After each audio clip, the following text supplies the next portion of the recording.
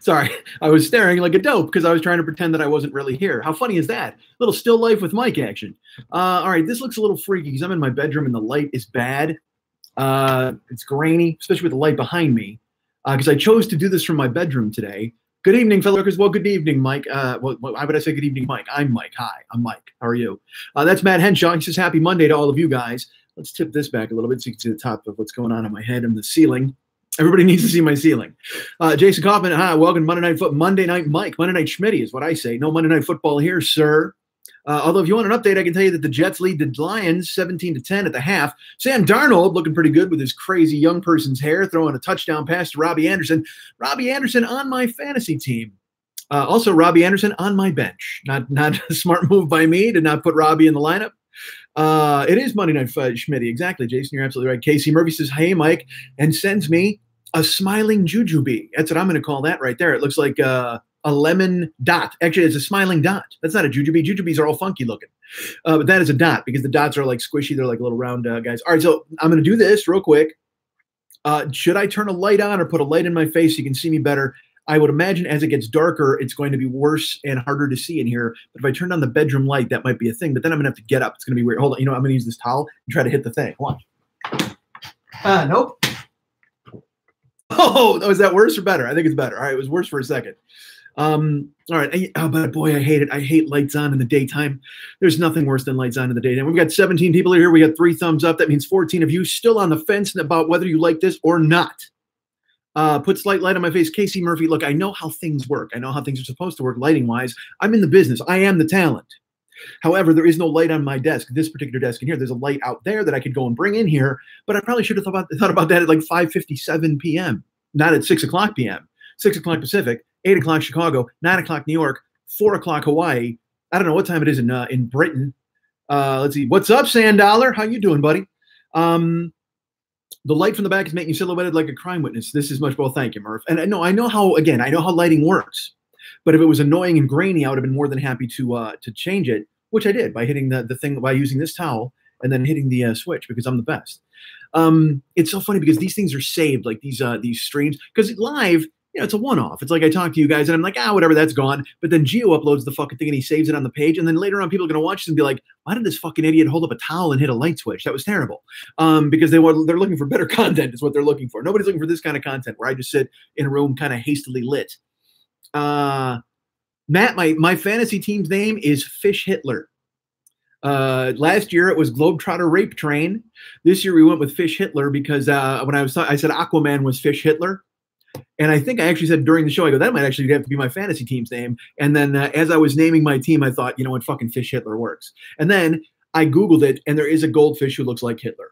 Shocking, I know. Not a catfish. Catfish has a regular mustache. Catfish Catfish looks like a Baron von Munchausen. He's got a crazy mustache. But there is a goldfish with like the crazy little black Hitler mustache. Hi, Mary Beth. Mary Beth Kirk is here, ladies and gentlemen, from Texas. I believe you're still in Texas. Are you, Mary Beth? Houston? Weren't you in Houston? Because I remember you being plagued by the floods. When Hurricane Katrina hit us, it swamped Mary Beth Kirk, knocked her out of her apartment. Her car floated away. Her family was forced to live in a tent. Some of that's not true. There's Paulie DeAmbre. Well, welcome back to the Interrupts. Thank you, Paulie. I appreciate it. God knows I love the internet. I mean, I owe it my career, certainly. I have a career. Let's go ahead and put quotation marks around that. Speaking of that, let's talk about this for just a second. What the hell? Manny Garcia comes through with $5 for Fish Hitler. You're way too nice to me. Although I'm a little worried. It's 2 words, Fish Hitler. Here's what I'm going to do. I'm going to correct the guy who gave me money because I'm a fucking jagoff. That's what I do. Guy gives me cash. He's like, dude, I love Fish Hitler. And I go, yeah, it's Fish Hitler. That's way to go, buddy, with your $5 contribution. Here's a correction for you. Choke on that, motherfucker. I'm sorry, Manny. Manny was very nice. Last week I did the show. If you haven't heard last week's podcast, I won't spoil it. Spoiler alerts. But within the show, there were stories about things. And Manny wrote me, and he was just like, I don't even know how these people could act like this. And I'm like, I agree with you, Manny. I don't know how they could act like that either. I am the fucking talent. They should know that. Although Manny, I think, if I remember correctly, called me comedy storytelling genius of a generation. That might be an exaggeration. Nope. Actually, I printed it out and I put it on my wall. I'm reading it. It's directly above the laptop here because when somebody calls you that, you can't let it pass by. You got to go ahead and print it out and put it in a goddamn frame. Seth is back. He says, I am the best. Damn it. Hey, Mike. Hey, Seth. How are you, friend? Matt says, LOL. Mary Burr says, yeah, she knows. Look, I know you're from Texas. I know you're from Houston. I know you lived in a goddamn tent. Oh, wait. Can you tell us a story about skipping school? Old school story? I will, Sand Dollar. I will tell you a story about skipping school eventually. Sit tight. Well, now I need a pipe. I need a fire and a pipe. Wait, I wish I had a pen. A pen. Anyway, so here's my old school story about skipping school. Can you say close the curtain? Oh, and Sand Dollar says it too. Really? You don't like that behind me? I like being backlit. So I really gotta get up. I gotta fucking get up. I need, you know what? I need a fucking a shades valet. A shades valet to fucking close shit up. Valerial, how are you here? And why do you put up the crying dot? You frighten me with your sobbing minion. But Danny Valerial is finally here. And he was a guy who said earlier, he's like, hey, dude, I'll totally see you at 6 o'clock. I would never be late. And guess what happens? Valerial wanders in late. And then not only does he wander in late, draws attention to himself like a fucking dick. Why would he do that? Throws up a crying minion, throws an I'm late. We all knew you were late, Danny. The entire first 6 minutes of this thing was like, where's Valerial? How come he hasn't shown up? No, that's fine, Sand. No problem too. I just don't want to get up. But it's like this thing. Although I will get up because I'll show you my terrible chair that I have. All right, we'll do this. Hold on. Dude, so look at this chair. You can probably see it. Like, can you see how like ratchet it is? See how that?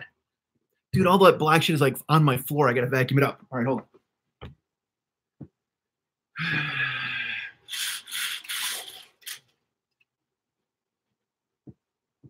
Better? Better? Better? I do need a producer, Jason. You're absolutely right. Sand Dollar says perfect, but that's only one person saying it. I don't know if anybody else is thinking that this is perfect. I'm going to mop my brow real quick. What if, and I swear to God, I thought of this just as I got up. What if I didn't have any pants on? What if I was like just fucking bare ass from the waist down? I wish I would have done that. I could have set that up. That would have been fucking perfect. Somebody told me to go ahead and change that. Ooh, hold on. I'm getting up. Turning my phone. Oh, dudes. I'm not kidding. I will show you because look at this. I just got a text. Can you see the name? The top name there? No? That's fucking Jaden, the dude I gave the drive to who's going to help me set up my streaming. He just texted me because he probably doesn't want to come in here because I didn't believe it was him that one time. What was I talking about? I was talking about something fun. All right, so Jason says better. Paulie says Mary Beth just says ha ha ha ha. Oh, about being bare ass. I hope, unless she does. She's still laughing about the fact that I knew that she was from Texas. Fairhouse says open it up. I'm with you, Kenny. You just told me to close it. Now you want me to open it up. I think you're just trying to get me to bust in some cardio. Is that what you're trying to do to get me to a little up and down, a little back and forth? That's a way to describe our first night in Toronto when I'm there. A little up in the a little up and down, a little back and forth, huh? Boom, boom, boom, boom. You know what I'm talking about? Ha ha, grab the hips. All right. Kenny and I are planning on getting some hookers while I'm there. Probably not. Oh, it would be a Donald Duck. I got to be wearing a sailor hat. I don't have a sailor hat. I do have what kind of hat? What if I did have a sailor hat? How fucking great. Dude, see, this is the What If podcast. What if I was bare ass? What if I had a sailor hat? This is fucking perfect. I like it. Let's extrapolate on that. Let's go ahead and live in the now. Let's live in the possibilities that could happen if I was bare ass with a sailor hat on, God damn it. And then what if I had 3 nephews? How about that? Let's go that route. What if I had 3 nephews named Huey, Dewey, and Louie? And what if I had a fucking uncle who had a pool filled with coins? And then I dove into it and broke every bone in my goddamn body because how the hell do you do a fucking treasure swim? It makes no sense. Unless you're a pliable duck. Only a pliable duck can do a goddamn treasure swim. You think he was pliable, Scrooge McDuck? I mean, he's old. He's got to have like duck rheumatism or duck arthritis. Something just beeped in my house. All right. I don't know what the hell that was. See, I'm also doing this with, I got windows and front door open. So when people wander by and they're going to be like, what the fuck's going on there? Who's that guy talking to? Because they don't understand the inner tubes. I was going to say the inner tubes here in my goddamn building. They don't know what I do for a living. They just see me wander in and out. They see me check the mail once a week. They see me walk by the pool and never dive into it. I should be diving into that goddamn pool, man. I got to go out there and do the stroke. We got 19. We lost people. We got a hard castle. We got 20. Somebody just showed up. They said, you know what? Fuck it. I'm cleaning house. With 7 thumbs up, and that's a big deal. All right, so let's see. Fairhouse has opened it up. I'm not on board with that. Valerios is amazing. Henchhouse is a trained dog that can do lights in a curtain would be great. Matt, look, buddy, this isn't fucking America's Got Talent. I'm not going to go out and get some fucking plate spinning dog for your perusal. Actually, you know what? I take that back. I'm going to get one exactly for your perusal. It's the only reason I would want one of those. A plate spinning dog. So the Henshaws could come and love it. I need Jenny and Matt to love my fucking spinning dog. Kaufman says looks better. Paulie says better. Mary Beth again. Ha ha ha. Classic Donald Duck. Hey, I'm sorry. I guess I'm caught up on these things. Do the move out there. Oh boy, Danny. I know what you're saying. There's Pliable Duck from $2 from Matt Henshaw. You're very nice to think of me. We lost him. We did lose. Oh, we lost Jenny. Jenny was the duck. She lived here and she bailed. And here's my favorite thing that happened. Hold on, mopping brow. When I had that duck like living in my house, people, they were like, hey man, you should go visit that duck. Like once they took it away. Canadian random person number one says, I don't even make my bed. Oh, it's Tanya. Tanya says she doesn't even make her bed.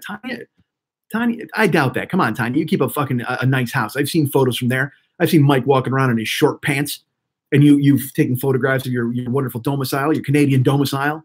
I mean, it's not hard to make my bed. It's not like I got like 9 comforters. I got fucking, although, you know what, maybe you can kind of see, you know, I'll cheat it over there. Look in the closet right there. Look, you see all those blankets, dude? Like right there, right here. Where is it there? That's like a fucking down comforter that I basically got for free from Amazon.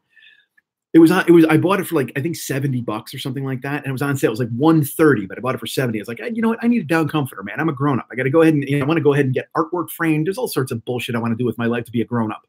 But last year I bought the down comforter. So I buy it. I take it to the fucking laundromat, it has an industrial, the big size laundry thing. I fucking wash it one time. Cause I'm not going to just throw it on the bed. Bed bugs, freaky, creepy, awful. But I threw it in the washing machine. I pulled it out. It ripped. I mean, I fucking washed the thing one time. It's a down comforter. It's got 2 big gouges in it. I'm like, man, fuck that. So I wrote Amazon. I'm like, yeah, I don't know. What do you want me to do here? And they're just like, keep it. That's what we want you to do. And they refunded my money. I was like, dude, all right, I'll take a free down comforter. And then I'm sure I'll just get feathers all over the goddamn house, which is fine with me. Because again, now we're right back to Donald Duck. I'm already pantsless. with feathers flying all over the joint. Then I get a fucking down comforter and boom, feathers go ahead and fly all over the goddamn place. All right, so let's see. We're up to 26 people. Holy shit, we're up to 26 people. We got 9. So here was what I was going to tell you. Kenny says, this is like Dr. Tongue. Can you do it?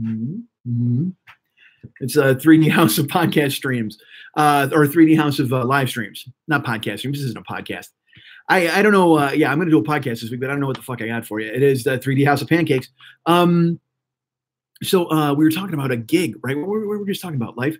You're going to sew it up, Mary. See, Mary Beth, you're very nice to say so. Everybody wants me to send them things so they can sew for me because I must ping the most helpless dude in the world, and I am. Clearly, I am. I can't fucking sew.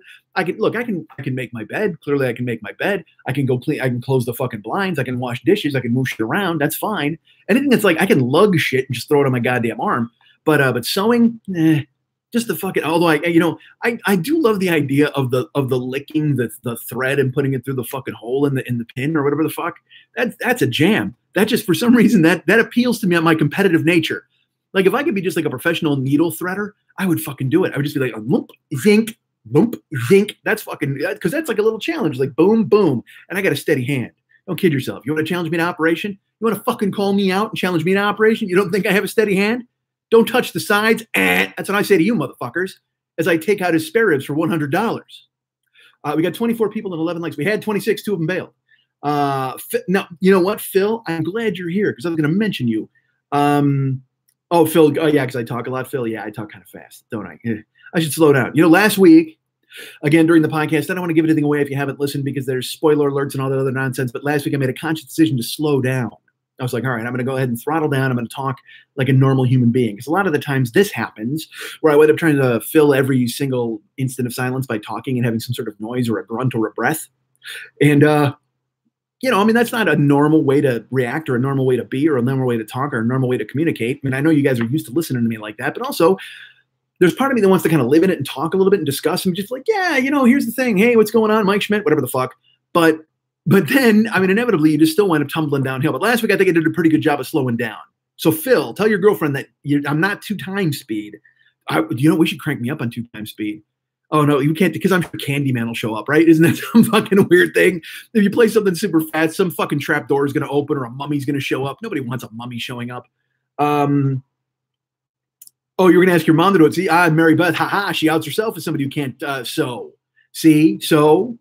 no, I prefer a hole. Here's I'll tell you this, Mary Beth, I'm going to keep it with a hole in it so that if I ever wind up like, meeting another lady who wants to come over and share my house, she's going to see it and go, oh my gosh, I can't believe there's a hole in your cover. And I'm going to go, yeah. And they're going to go, I can sew it for you. Cause then you look like helpless male who needs a lady to help you out. See, I got it all planned. So anyway, Phil, I'm glad you're here because I was just saying it was 6 o'clock here, 4 o'clock in Hawaii. And I go, I don't even know what time it is in Britain. And then I got sidetracked because I was going to say, because our friend Phil is in England and he wrote on the Joker's page, you were the first guy to like that I was doing a live stream. And then in my brain, I was like, whoa, Phil's in fucking England. I don't even know what time it's going to be over there. Like, it's like 3 a.m. He's going to wake up and see this live stream. Although I don't like the idea if it's that late of you waking up to see this and then you actually woke up your girlfriend because she can hear this. Unless I woke her up with my incessant fucking chirping and nonsense because I just sound like fucking Alvin, Simon, and Theodore all together in like some kind of cacophony. Let's see. Paul, hey, well, Paul, I'm glad you just saw and joined the chat. There's our friend Paul Pepper. He's probably out right now driving his first responder truck, getting thumbs ups and honks from cops and evil stares from gang members, but that's okay. He likes it. Competitive needle threading on the Mike Schmidt podcasting network. Change my mind for the Patreon podcast. Oh, you switched it up, Matt? All right, we'll do that. I'll do competitive needle threading. Why not? I can handle that thing. Any show where I'm putting stuff in my mouth is a guaranteed fucking hit. It's going to happen. Because I actually thought about that on this show. I'm like, because I have, all right, I'll share this with you now. Because I'm going to get I need your opinion on a lot of things. I was going to ask all these different things. Honk. I don't know what honk means. Like honk. Because I can do that weird thing in my throat. I did it at the gym and everybody turned around and they're like, what the fuck? Let's see. Hey, hi, how are you? It's ever since I was a little kid. Hey, hi. Oh, honk for Pepper. Oh, I apologize. I ruined everything there by scaring everybody with a demon voice. And he meant honk for the fucking truck because he's a first responder. Ken's a cop. So Paul designed that truck with Ken in mind. Yes, I'm just going to keep talking and pretend that I didn't make that horrible noise. But I used to do that noise all the time when I was a kid at like fucking football games. It'd be like everybody would chant goose call, and then I would just do that noise for no reason because we were 14 and dumb. So I needed your opinion on a few things. What the fuck was I going to ask you guys? I had stuff, 24 people liking and 12 enjoying. 24 watching, 12 enjoying. I can totally see that ratio. I had opinions. I had things to ask. I needed a fact. What the fuck was I going to tell you? Something about my house or God damn it, I can't remember. Hello, Sal Marinelli. You're just in time to see me forget everything and fuck it up. Because I was here, I was going to talk about stuff, and I had a question. I wanted to go ahead and ask everybody their opinion and told them to jump forward. I was talking about Phil in England, so I didn't know what time it was in England, right? And there was some other fucking, God damn it, I hate forgetting shit. It's fucking terrible when you forget stuff. Yeah, I'm doing this live stream. Like, it's this, because, the putting things in your mouth. Oh, there you go. That was the thing. All right. Thank you, Casey. Because I don't know if I'm going to do it now. So I don't know if I want to bring it up. Because now if I bring it up, you guys will feel like all cheated and weird. But also I need your opinion on whether this is a good thing to do. Because I talked about it on the podcast, I think, but I never really got an answer. When I came home from Japan, did I tell you I was in Japan? It was an idea. It wasn't really for Patreon, Matt. It was just an idea for YouTube. Hold on, yawning. That's what it looks like when I'm fighting off a yawn during the podcast. I make that face. Nobody save that. Nobody make a fucking screenshot.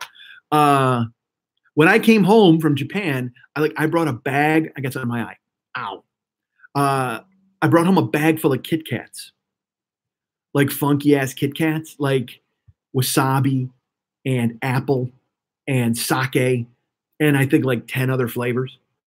So I brought those home, right? And they're in a bag, and then I kind of put them off to the side, and I forgot that they were there. I forgot they were in the bag. So they were sitting in my living room, like on a shelf forever. Like, I mean, what's that, 6 months?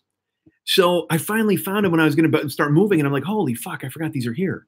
And it's a bunch. It's a pile of fucking Kit Kats. Because when I brought them home, obviously, I brought them home with the idea of doing a YouTube video like, hey, because when I was there, I did that thing where I showed you weird snacks and ate a bunch of weird chips. So then I was like, dude, I'll totally bring home weird Kit Kats and I'll do a thing on YouTube. Because look, that's the kind of bullshit people like on YouTube.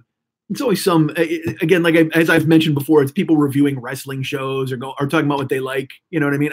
This is fucking bananas. Dude, do you know what Splitsider is? It's a fucking comedy blog. I wrote this on Twitter the other day because they wrote the 49 shows you should be watching this fall. 49 shows? The fuck? Who 40? I don't think I've watched 49 shows in my life. So I wrote it back on Twitter. I just like 49 shows. Jesus Christ. Do you guys have doors to your office, or are you just in a safe with enough air for the end of the fall? I mean, because who the fuck's going to watch 49 shows? I don't watch 4 or 9 shows. I don't watch any of that. I don't watch 4 shows. I don't watch 9 shows. I don't watch any of that. 49 fucking shows. How sadly have you given up on life that you decide you're going to go ahead and just tune into 49 shows and follow them all. I'm going to binge watch 49 shows. And by the end of it, I'll have osteoporosis and a beard down to my navel. Oh, I can't wait to just be shoving in all sorts of fucking horrible junk food and having my heart grow like 4 times like the fucking Grinch because I never got off the couch as I watched 49 fucking shows waiting to die. Jesus, what a mess. All right, Matt says yes to the Kit Kat challenge. Salman says green tea Kit Kats are the best. Paul's back from Arkansas. He was at a nursing home. Great response. Thanks for the mentions, Mike. Your listeners. Well, I'm glad my listeners have been great, Paul. I mean, it's a great truck. It's a great cause. Ken watches 4/9 of a show. I don't. Oh, I see. There you go. Good thinking, Ken. Smart move. You go with the fraction.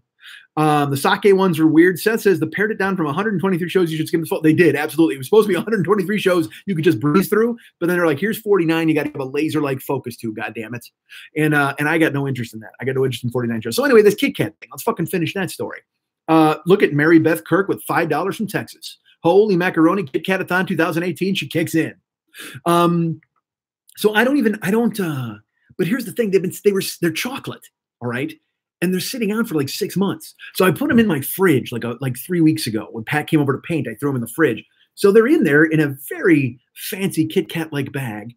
Because again, in Japan, Kit Kats they're like gold. I mean, here it's like Kit Kat. You're like, it's the bullshit candy bar. Nobody wants that. That's if you don't want a Snickers and like me, you don't need a Hershey bar. You're like, I want something crispity, crunchy, peanut buttery Butterfinger. No, maybe I go with the Twix because it's a cookie bar. I think Kit Kat is clearly third on the list of crispy bars. At least third.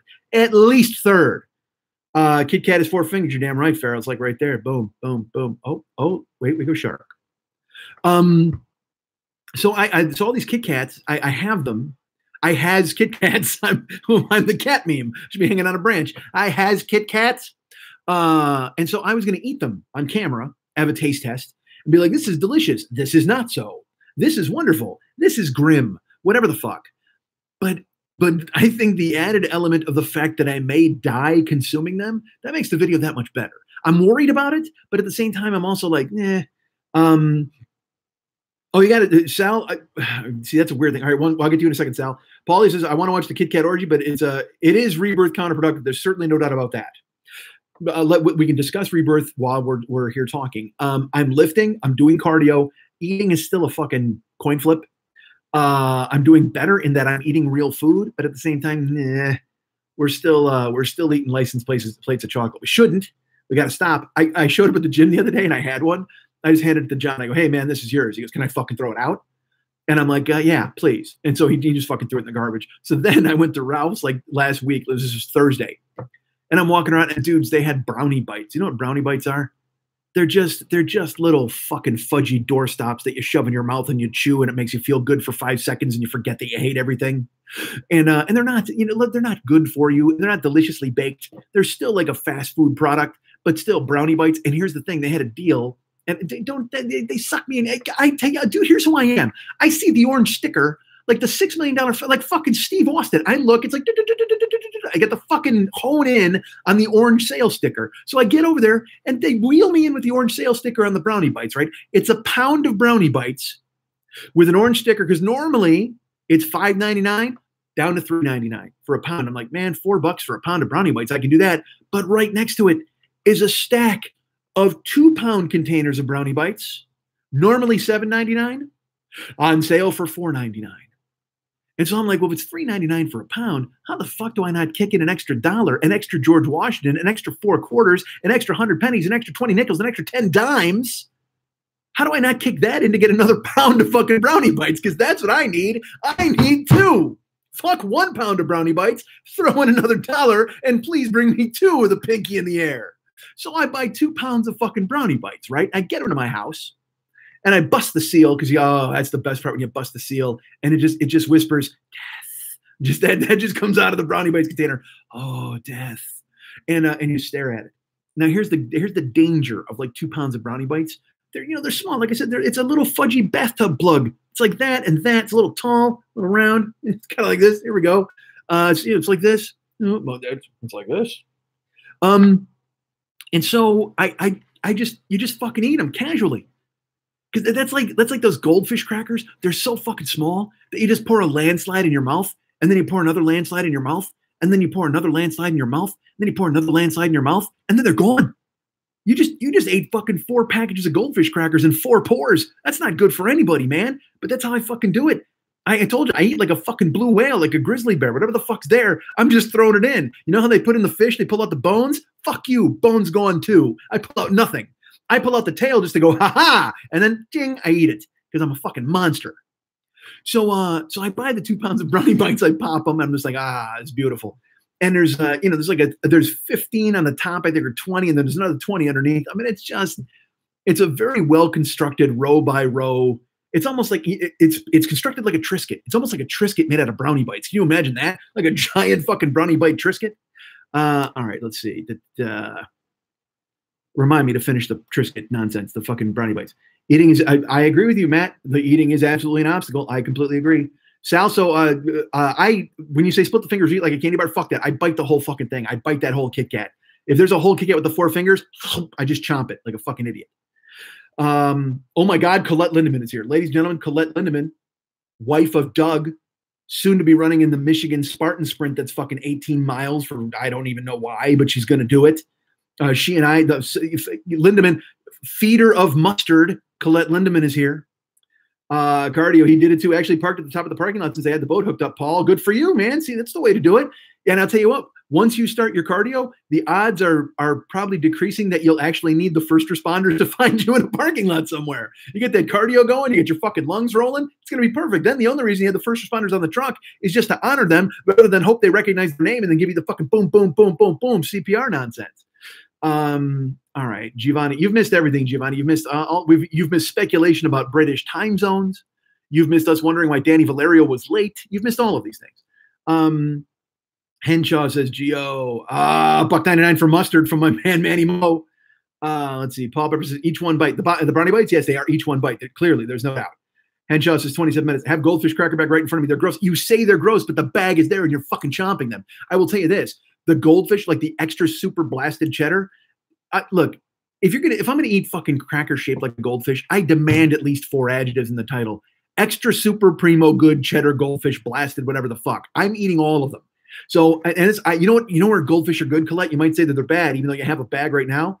A brisket, that could be a brownie Triscuit, absolutely. Dude, you ever eat fucking goldfish in your soup? Dude, make fucking like chicken soup with broth and then pour the Parmesan goldfish in there. Holy macaroni. That's just it's a fucking, and because then you'll pound the whole bag again. Because you're just filling the broth. I used to do that. Here's how fat I used to be when I would eat, because I told you I would eat fucking Fruity Pebbles, and if I didn't have enough milk to like eat as much as I wanted, I would just, because never reuse the milk. I would make a bowl and then you drink the milk when you're done with a bowl of cereal, right? Everybody does. But then I would refill it and then like coat it with the old milk. Oh man, that is like such a loss as a fat guy. You're like, well, I'm getting another bowl of cereal here, but it's like secondhand milk. Nobody likes fucking secondhand milk. I'd rather eat mustard out of Colette's goddamn purse, fucking secondhand milk. But I've done it. I've been that fat and desperate before where you just fucking pour in the extra Fruity Pebbles and then you have to toss it like a salad. Holy shit. A crispity, crunchy Barney Rubble-induced salad. All right. Well, good morning, Hugh. Thank you for coming. Let's see. You're not doing Michigan? Doing the trifecta next year? All right, Colette is doing the trifecta next year. We have to root for her. I am not doing it ever again, despite the fact that I don't know why, Spartan Sprint has decided to send me every email in the business. Like I'm telling you, they contact nobody else but me. They just send me fucking notes and they're like, hey, what's going on? Hey, Mike, remember you when you just fucking failed the race? Even though I got a note or a medal, I should say. It's 2:30 in the morning in the UK, says our friend Hugh Wilton. Oh, Phil Bednar. Phil might not be in fucking, he might not be in England. Phil, are you not in England? I apologize. I might have mixed you up with Hugh because you both have the kind of a sunglassy photo. I apologize. Paul says he's laughing. Manny says, Gio, TW2 Music is in LA. You're in LA? Holy shit, TW2. Well, if you may, I will tell you this right now, without even telling you where I am. If you can find your way here, I will put you on. You can join the live stream right now, TW2 Music. Hugh, here is your soup. Here is your soup. And goldfish. Absolutely. Just fucking dump them right in there. Dude, cheddar. That is Cheddar Bay Biscuit, Colette. You're goddamn right it is. Sal knows. White cheddar cheeses are infinitely superior to goldfish. I don't carry a purse, damn it. All right, Colette does not carry a purse. I apologize. She must have had a saddle bag or something like that when we were on the race course. Whatever, she had a backpack. And I'm sucking water out of it like a goof. She has this fucking hose that you got to bite. You got to bite it to get water. And she kept just jamming it in my mouth like I was an infant. She's like, here. It's like breastfeeding me, but with a backpack hose. She's like, here, bite this. I'm like, all right, honk, sucking fucking water. It was terrible. We were a mess on that goddamn course, but we fucking finished. We got medals to prove it. Double point, double finger gun, bang. All right, so who did secondhand milk open for? Jesus Christ, I don't know. They might Fruity Pebble Salad. That's exactly who they opened for. Pop-Tart Holocaust, I think, is who secondhand milk opened for. Colette Root, don't tempt me. Be scared if you hear a knock. Give me a hint. I need a scavenger hunt. All right. I'm in the Valley. I mean, you know that. I'm in the Valley if you want to do that. That's a hint for you, TW2 Music. And you won't have to knock. Oh, yeah, no, my front door is locked, but you won't even get through the gate, buddy. That's right. I'm the fucking talent. I got a gate with a buzzer. I'm in a compound. I'm not even in an apartment. I'm in a goddamn compound. Dylan, you are totally late. You're not as late. Well, you're later than Daniel Valerial. Pop-Tart Holocaust. There you go. That's right. They were there. Secondhand milk and Pop-Tart Holocaust. That's a fucking show to see. I'm on board. We got an OJ Simpson. We got 14 likes. So dude, so I get home, I get the two fucking, Colette comes through. No, you know what, Colette? You're very nice to share your $2. I hate Cheez-Its because they taste sour to me. I don't know what it is. It's the tang. I get it's the tang of the cheese because I'm sure they use real cheese. And as we all know, fuck cheese. Like I'm not a freestanding cheese guy at all. But cheesy goldfish are fine with me because they got that weird fucking cheese dust. But as far as like a Cheez-It, even when I was a kid, I was like, yeah, like these are tangy. I don't want a fucking tangy cracker. Who the fuck wants a tangy cracker? It's like when I had sushi on my birthday and it was tangy. Dude, fish should not be tangy ever. I don't fucking care where you're at. I don't care if you're in fucking Tangyville. You're not giving me some tangy fish. Matt Henshaw goes, Pop-Tart Holocaust. Da, da, da. That is something, Dylan. You can eat a fish and pull out the skeleton, but can you Garfield style eat a pan of lasagna, then spit out the pan? Wow, Daniel, I don't know, man. You know what? I'll split the difference and I'll just eat Garfield and pull out his skeleton. How about that? Fuck lasagna, fuck a pan, I'll eat a cat. Let's see. I'm sure I figured out where you lived before and posted it in the fan club and got yelled at. Ooh, I don't even. Now you're scaring me. I don't know who you are, TW2 Music. Hold on. Colette says, fuck cheese, worst porn genre. Oh, yeah, there's no doubt. But you know why? Because if you're going to have a fucking porn, you got to have big cocks. And everybody's fucking Swiss cheese. They got the fucking cocktail Frank. Nobody wants to see that. Fucking, you got to bring a hammer to a porn show. If you got what cheese can you fuck that's like ready to go? You got to bore open a whole fucking cheese. Oh, you got to fucking don't fuck a soft brie. Nobody wants to watch a soft brie get fucked. You got to fucking take a camembert and just tunnel out the middle and just fucking bam, bam. All right, so you did make a live screen 40-year-old boy live stream. I don't know who you are, but I enjoy that name. That's a fun name. Screen 40-year-old boy live stream. All right, I kind of want to just come outside your place, the cardboard sign, spare change so I can meet this 40-year-old boy. Yeah, I'm going to charge you. I'm not going to lie to you, TW2 Music. If you know exactly where I'm at, go ahead and stand outside, hold the fucking cardboard sign. And you know what? I get enough dirtbags here in my building now who would probably let you in. Because I only know there's like the old guard of people. There's me, there's Racist Lou, there's fucking Oscar upstairs, there's Laura directly above me. And then it's all, interchangeable people. The soccer fans who live next door to me who scream at 7 a.m. on a Saturday because they're watching footy.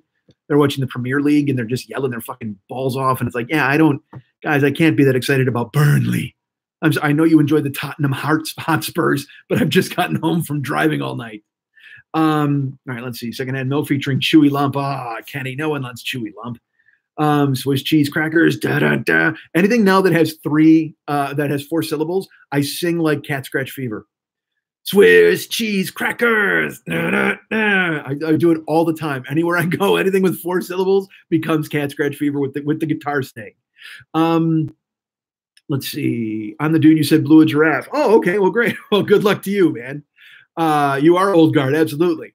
I should have known not to watch this with my daughter. Oh, Casey, yeah, my fault, dude. Sorry about that. I mean, look, you've known me how long, Casey, at this point? I don't know how you ever think that a young person could ever sit through me talking about anything without me bringing up fucking cheese or whatever the fuck is going to happen at some point.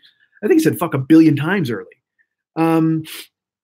Sporadic Asthmatic says, no, dude, you put the soft brie in the hard block Gouda and you fuck the shit out of it. This guy has got a cheese fucking strategy. By the way, that's what secondhand milk and Pop-Tart Holocaust, they were there with cheese fucking strategy. Cheese fucking strategy only did 2 songs early, but they weren't bad. It was like it's very much a White Stripes, just a woman on drums and a guy on fucking guitar. Cheese fucking strategy. They're fucking fantastic. You should check them out. I know you would not watch this with her. Well, good for you, Casey. But I will tell you what, Casey, here's a deal I'll make with you. I will watch your live stream with your daughter. How about that? Does that work out? Because you don't have to swear. She's hanging out with me. It's fucking perfect.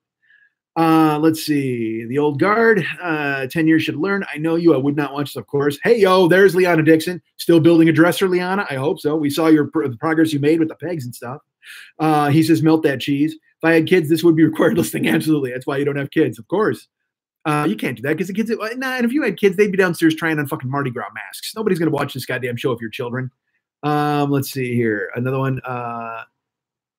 Not to burn the cock, but warm is better. All right, you're exploring a whole lot about cheese fucking strategy that leaves me a little cold. Liana, how's your cat doing? Matt with some friendliness as he reaches out. Let's see here. We're going to show this other message. Let's see. Warm that cheese before you fuck it. Oh my. Hey, Erica Burris is here, ladies and gentlemen. Good to see Erica here. Erica, how are you? I hope you're good. Wichita. Hope things are good there. Are you up? Oh my Christ. Paul Pepper. If I spent $9.13 to drive to Arkansas and get back, this is the least I can do. $20 from Paul Pepper. I can't express to you how much I appreciate that. You're super cool. And you've now set up an orange amber alert there. Thank you. Sporadic asthmatic should open for the plasmatics. You're absolutely right. And hopefully not become a crack addict. So hi, Erica. Again, what was I saying? I was saying, oh, how's the thrifting going? I hope you're making a ton of dough with swapping stuff and picking up stuff at the old shops. And are you coming out to Monterey? You told me you were going to Monterey. You never mentioned that at all. I'm making it up, trying to put some pressure on you. Colleen, that's right, Colette. Paul Pepper.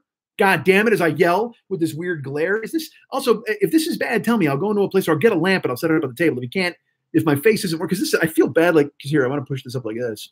If you want to see me better, tell me. I'll go get a lamp and I'll put it here on the table. But then that's going to require me stepping out for like a minute, which is going to be so stupid. I can't believe I didn't set this up. Gio, you're in charge of this shit, man. Shouldn't you tell me to put a lamp on the table?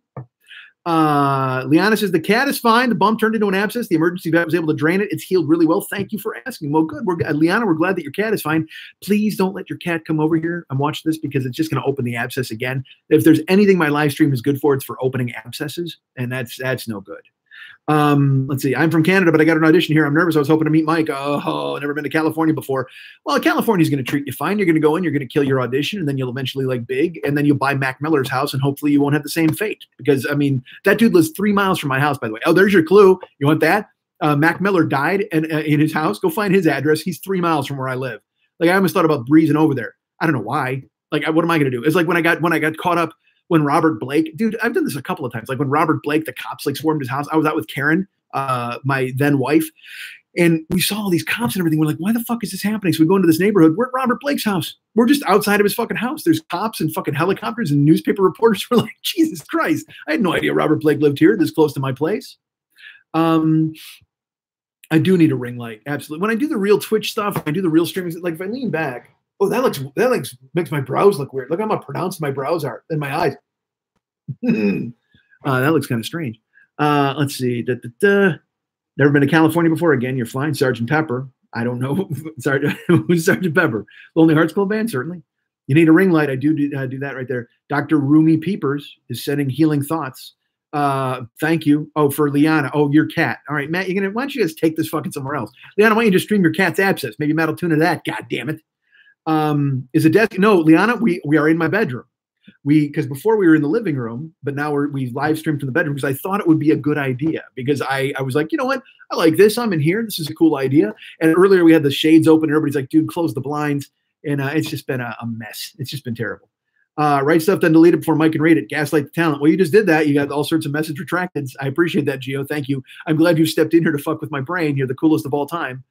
What was I talking about? Oh, Bad says laughing my ass off. You're in a shitty room in West Hollywood. Well, I mean, look, then, that's on you, buddy. There are no shitty rooms in West Hollywood. West Hollywood is glorious. It's the best. Everybody loves it. It's fantastic. Look at Guthrie is here. It's a good idea. That's a nice paint job. Well, but Patrick, you didn't see the other live stream before because, I mean, dude, it's in the living room when I stream, it's solid green behind me, man. This green right here is like what's in the office. So we're gonna have a green screen and all that. Now, plus, maybe I did this because Gio kept saying, dude, we're totally gonna like Photoshop a beaver cock behind your head. And I'm like, I don't know if I want a beaver cock on my live stream. Hudspeth is here. He hears a ceiling fan. No, you hear this fan. It's right here. Because it is fucking 94 degrees in LA, or at least it was earlier today. It's not 94 degrees now. Is that fan a drag? Should I take that off? All right. I'm going to take a lap of the bedroom where Doug is still recovering from surgery. Everybody say hi to Doug. So please do that. Is that where the meatball backstrokes happen? Michelle, this is exactly where the meatball backstrokes happen. That's Michelle St. Louis, ladies and gentlemen, who has the smiliest most happiest photos you'll ever see on Facebook. I don't think there's anybody happier than our friend Michelle St. Louis at this point, because she puts up her new Facebook photos. She's traveling all over. She was out of the country. She's been here and there. She's been sampling wines in Greece. She's been eating cheeses. We've been talking about other things with cheese. Michelle just consumes a quality cheese on the continent. She flies back on the Concorde. She's all excited, jet setting all over the place with her new man. She's thrilled. And she looks beautiful and very smiley and happy in all of her photographs. And I'm proud of her, and I'm happy for her. Good for her. And she remembers the term meatball backstrokes, which is, I literally, that might invalidate every nice thing I just said about her, but good for her. I'm glad she did. I don't hear anything. Don't let him psych you out. What, the cat still a private here, Sal? Hi, Doug. Hey, Doug. Hi. Ha ha ha. Joking. Here's some money, says Charles. I don't see any money, but you're nice to say, so I'm not saying you have to give any money. Charles is the coolest. Charles is a guy who, look at $10 from Charles Hudspeth. You don't have to do that. That's super nice of you. Thank you, sir. Charles stepped up when there. All right, here's the thing. I almost did another Kickstarter before Patreon came over and kicked them in the fucking stomach. And Patreon decided, look, like, all right, I have to cough. Hold on. My throat is still fucked up from doing that noise earlier. A lot of you who've arrived, you're very lucky. You didn't see the goose call, because I did a goose call earlier to change everything. Hold on, I gotta set up this border. There we go. Hi. So my throat is all kind of weak. As a matter of fact, I'm gonna get some water. I apologize.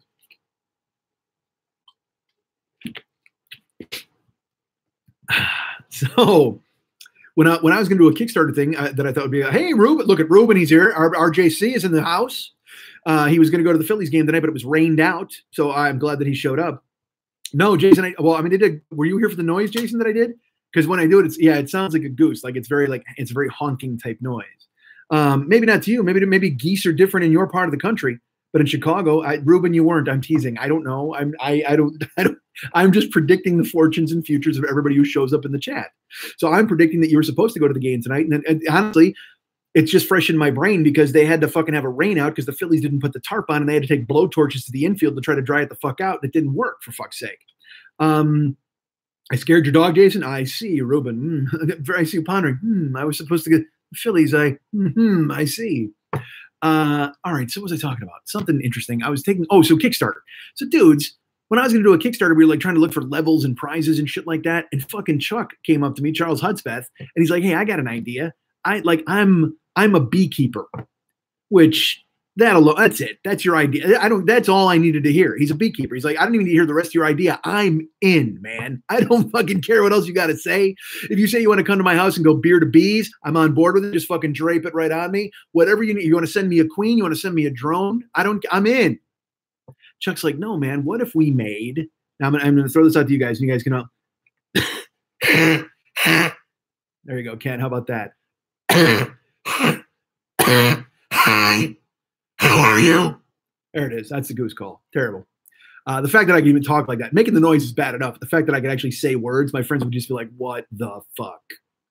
And that's the last time that works. Nobody else gets to say goose call. Bees! Charles knows. So, because again, the fact that I always say unleash the bees, and then I get a head full of bees and stuff, and Charles is like, well, I got a thing that totally ties into that, man. When you do your Kickstarter, I'm a beekeeper.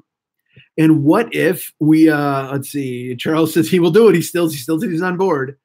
Casey, I don't know if there was, maybe. I mean, there could have been a cartoon character who made that horrible. Oh, you know who it was? It was the Indian in the Funny Company. And now you're in the Funny Company.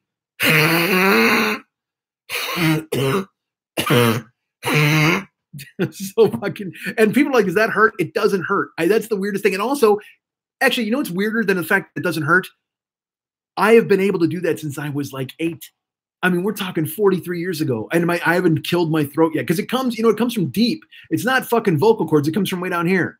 I scared off people. Like I know Erica Burris, all those people they were like, "Yay, this sounds like a live stream." And then I'm projectile vomiting horrible noises, and people are like, "I'm out, man. Can't do it." I see the numbers go down when I do the goose call. I'm like, I know exactly who left. So it does sound painful, but it doesn't. I promise you, Seth, that does not hurt. That would be petty. It's a good way to just be like, if I could do it in like class, if I would just be like, like start coughing like that, and they'd be like, you got to go to the nurse. And then I'd walk to the hallway and eat lunch 4 times because that's how I handle my business. I like 4 lunches. Doesn't hurt the day your whole lung shoot out, but you know what? It's been 43 years. Oh, the jar of honey made me laugh so much. All right, hold on, Charles. I'll get to that in a second. My lungs are going, no, it doesn't come from the lungs. It comes from right here. Boom, right here, right in the old chest of roux. I have a chestaroo. I don't know if you have a chest, but I have a chestaroo like a dummy. So Charles Hudspeth, he reaches out when I'm going to do the Kickstarter. And he's like, I'm a beekeeper. You talk about having a head full of bees. We do the bee thing. You talk about it on the show. What if we made 40-year-old boy honey? And it was one of the levels on the Kickstarter. And like Mex would design the label, and then he would produce all the honey. I'm like, dude, why you can't do that. I mean, I might need like 100 jars. And he's like, I can do that. That's totally fine. My bees, he gets the little, you know what? Because you ever see a guy make his bees make honey? He has to get a little whip. It's like this big. And he just fucking makes them go to work. They all fuck the queen, and then she dribbles honey all over the joint. He makes 100 jars, I guess. I don't know how it works. It does sound like Ferris a little bit. So he was like, hey man, I'll do 40-year-old boy honey. And I'm like, dude, that is a fantastic idea. And then 7 years passed without me doing anything with that idea at all.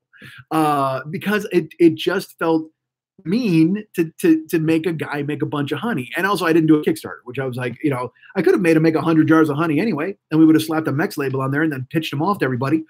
But it already seemed like a weird cash grab anyway to do another Kickstarter, because at the time that I was doing another tour. I think we were funding or trying to do that possibility. And then it dawned on me, nobody wants to see me live. So I was like, all right, maybe I better not do a Kickstarter to go do live shows if nobody's going to come out and see me. A fudgy furball. I don't have a fudgy furball, but it reminded me for talk about brownies. I got to finish that story. The truth, local honey is good for allergies. And then do you get a boost in business for Rosh Hashanah? Oh, you're talking about honey. Okay. All right. You guys please discuss things. Matt, you and Liana talk about cats. Ruben, you and Charles talk about honey. And I'll talk to the rest of you. That leaves 26 of you who are listening. And you know, I don't care. Please don't think that I'm like, oh, boo-hoo, they're not listening to me. I don't give a fuck. You're here. That's great. So we were going to do 40-year-old boy honey. That was the whole fucking point of that story. And then it wound up, I didn't do the Kickstarter, so we wound up not doing the goddamn thing.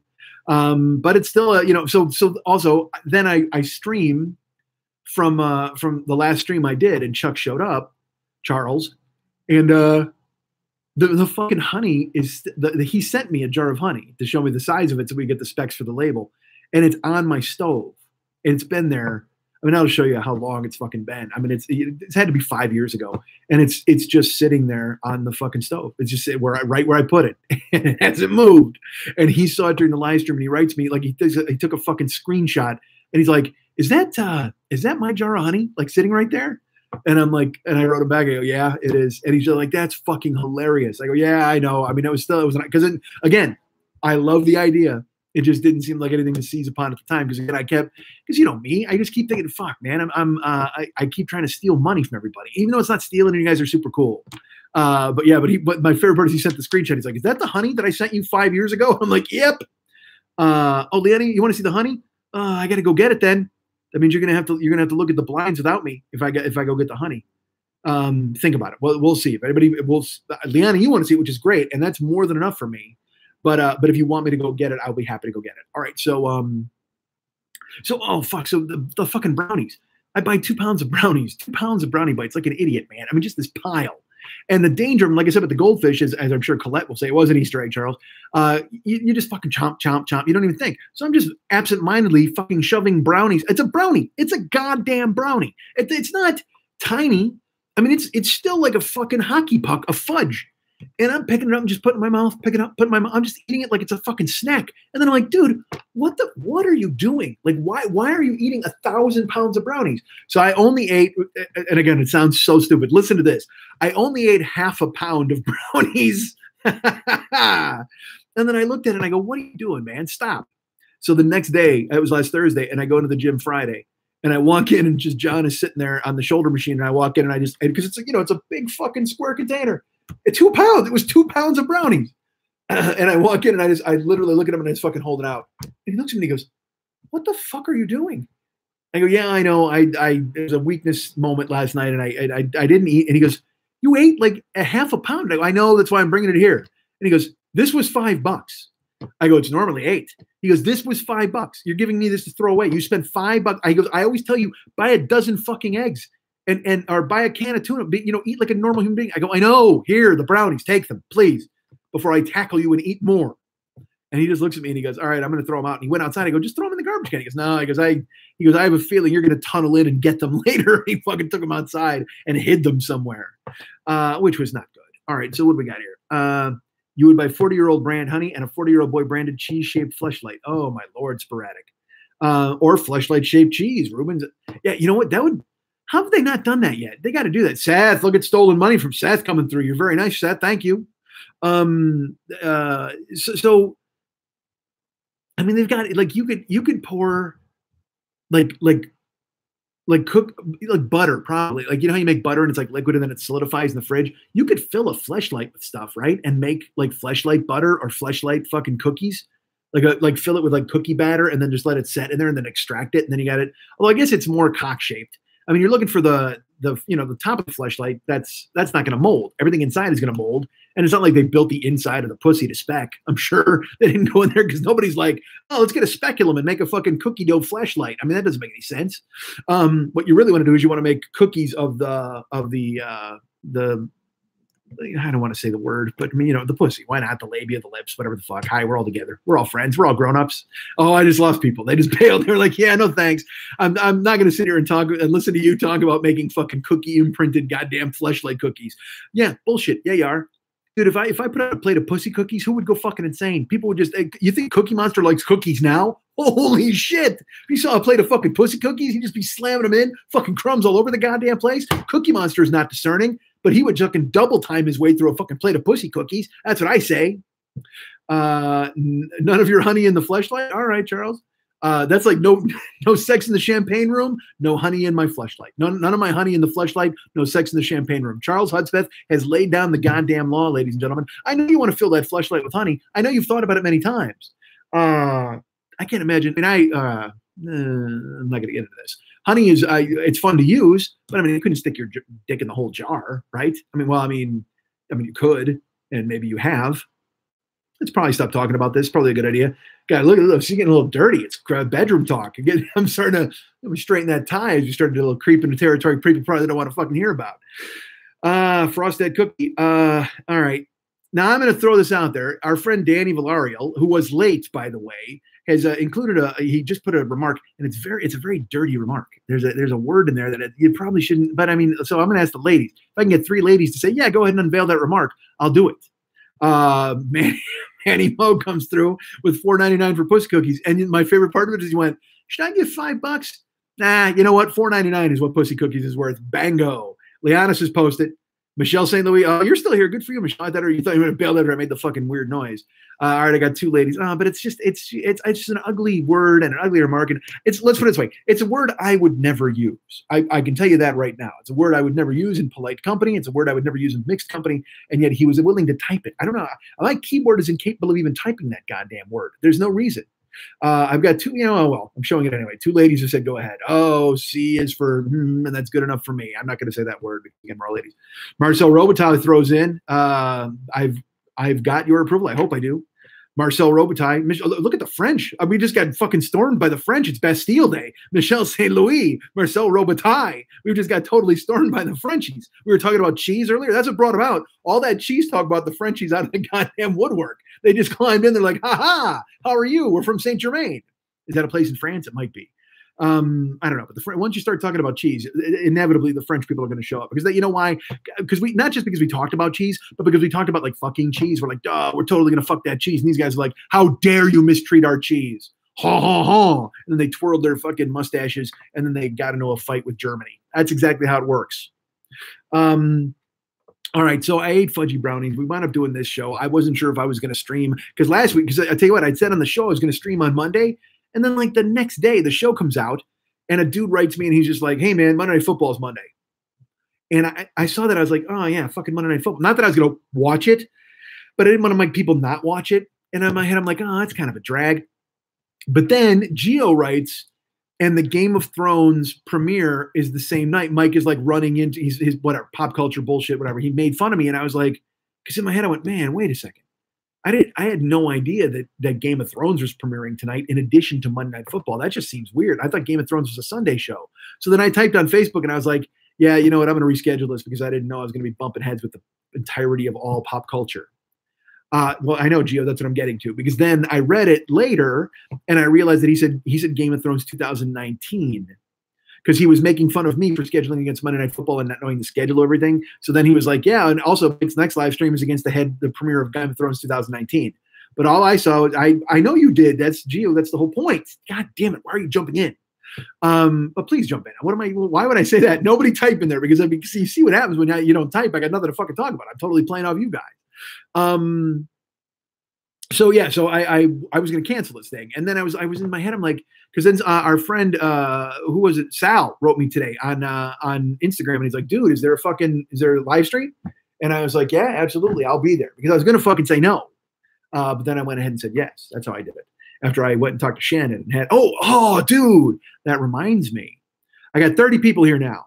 So and you don't get to dodge out. You can lurk. Maybe you're not listening and maybe you'll miss this. I totally get it. But I need an opinion. I asked Gio this earlier and I asked Mex this earlier. So I'm going to ask real people who are familiar with me and the show and whatever. I'm probably, well, not probably. Let's put it this way. There's like a podcast, a storytelling podcast / radio show. And I met the guy who runs it and he seemed really nice and he liked me and he thought, he was like, well, you're funny. I'd be interested in having you on the show. This is probably 4 months ago. And then he wrote me an email and then I didn't answer it for a month because I love advancing my career. You know how I handle my business. Guy writes me and I'm like, I can't wait to answer that guy. And then I convinced myself, even though he wrote me and he's like, hey man, because here's the thing. He's like, he didn't want to book me. He's like, hey, do you have a story that you think would be right for my show? If you leave it open-ended to me, I'm going to think about it for days and days and weeks and months and years and never settle on something, because my podcast is, we had 29 people, 16 likes. I just talk, you know what I mean? And it's like, whatever comes up, comes up. And there are shows from the past that people, they respond to or they like, and there's certain stories. So I won't lie. I don't really have to work. I have to work to do the podcast, but I don't really have to work because I talk and then that's the easy part. But the hard part, as I've mentioned on the show, is the discipline of language and writing jokes. I talked about it last time we were on here when I did Twitter, and I just writing jokes is discipline. So when he's like, do you have a show that would work, a story that would work? I'm kind of like, yeah. But I didn't want to, I was like, I don't know. Because again, I didn't know if I was supposed to pitch it or how it was supposed to work. So I kind of avoided the email. And then there's another guy, I didn't want to say, another friend of mine who knows him, who then contacted me. Hi, Diane. Diane says much better. I don't know what's much better, the lighting or the shades, possibly. I don't know. So see, now I think, because this is all grainy and this is what's going to be on, here, let me go ahead and clean the camera. Maybe the camera's dirty. Nope. So this dude like reaches out to me, and then our mutual friend then says, hey, are you going to answer his fucking email? Because I kind of went to bat for you here. He didn't say it that mean, but I was like, all right, well, that's a possibility. Yeah, definitely. So then I wrote the guy and I was very apologetic. I was like, look, listen, I'm glad you thought of me. I would love to do this going forward. What do you need from me? And he's like, well, listen to the show and see if you have anything that would be right for it. And that's the bog down. You know what I mean? Like, I just book me, just hire me. I know that sounds ridiculous. I know that sounds stupid. I'm like, I'm funny. Put me on. I have stories. I'm good. But that, hey, go ahead and listen to the show a few times. And that makes sense. It's just courteous to listen to the actual show and hear some episodes and hear the format so you know what you're getting into. So he's like, listen to the show and see what you think and da-da-da. And I'm like, all right, yeah, I'll do that. And so again, another month or so goes by and I haven't answered the guy because I don't listen to my show, let alone listen to somebody else's show. But even though I should, I absolutely should. He's not wrong in wanting me to listen to a show and think of a format. So I just don't, it's my own fault, because then I bitch that nobody will put me on their fucking show, but then they want me to be on their goddamn show. And I handle it this way. It's dumb. I get it. So not even joking. His email came over the weekend. He wrote me again and he's just like, hey man, would you be, like, are you interested in a show or not? And then our mutual friend wrote me last night and said, hey, I bumped into this guy. And so now this is the 4th time they're chasing me. So don't ever listen to me when I say nobody will put me on their fucking show, because these guys are trying actively to get me on their show, except then they don't just book me on the show. They're like, well, go ahead and tell us what you think you might do. I mean, it's like, well, do you want me on the show or you don't? I know that's dumb, but I'm a child. So sure enough, I go ahead and I go to therapy today and I talk to Shannon. I get in there and I go, look, man, I go, it's the same verse, same as the first. I go, last week was the same as the week before and the week before because I didn't, I went and lifted hard last week and I did cardio, but I gave myself permission to fuck around and not do a bunch of stuff. And I only drove a little bit on the weekend. I mean, I settled. I had some cash, but it was enough cash to get me through over the next couple of weeks. And I was like, all right, I'm fine. But what I should have done is worked harder and made money and sent money out to pay bills and shit like that. And I recognize all that, but I didn't. So I talked to her and I go, plus, I go, I want to get my apartment done. And I also want to do more stand-up and I want to do shows. I want to try to get on podcasts. I want to do these things. And she's like, well, I get that. So you should reach out. I said, I understand that. And then I told her about these guys and the chasing me and how I don't answer their emails and what is wrong with me. And we talk and blah, blah, blah, blah, blah. Not even kidding.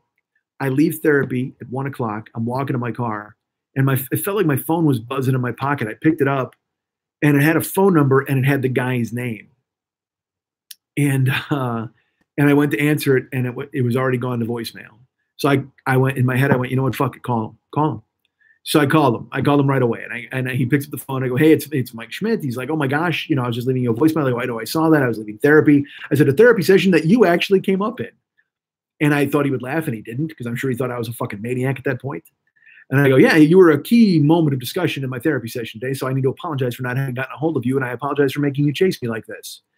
And again, when you say so much about yourself or you're so kind of nakedly, I guess, apologetic or whatever, he thought it was weird. I could tell. He was just like, okay, you're in therapy. Like, why are you telling me all this bullshit? And I want to go, because that's me. It's kind of what I do. And I said, so I will tell you what, I absolutely want to do the show. I said, I have 2 shows, 2 stories that I know will work. And then I have other stories that I could do. What kind of format do you have? What kind of format would you possibly? And he's like, well, just listen to the show. And I go, well, I understand that. I go, but how long are the stories? And he's like, anywhere from like 10 to 15 minutes. I said, okay. I said, I have 2 stories. I have to figure out which one is best. I think I know the one I want to do, but I need to figure out which one is best of the 2 stories that are always brought up by people who listen to my podcast and they want to hear them over and over. And I said, I've done them live. I've done them on my show and I've done them on other shows as well. And he goes, well, do me a favor. He goes, put the story down and then send it to me for submission. And I go, well, all right. I go, what do you mean? I go, do you want me to pitch it? And he goes, well, no, do the whole story. I go, you want me to do the whole story, like a 10 to 15 minute story and send it to you? And he goes, yeah. And I go, but that won't be what goes on the show. Like that's, and he goes, no, I just want to hear it because I want to hear, he goes, I want a story arc. I want to make sure that you have a story arc. I want to make sure that it goes somewhere.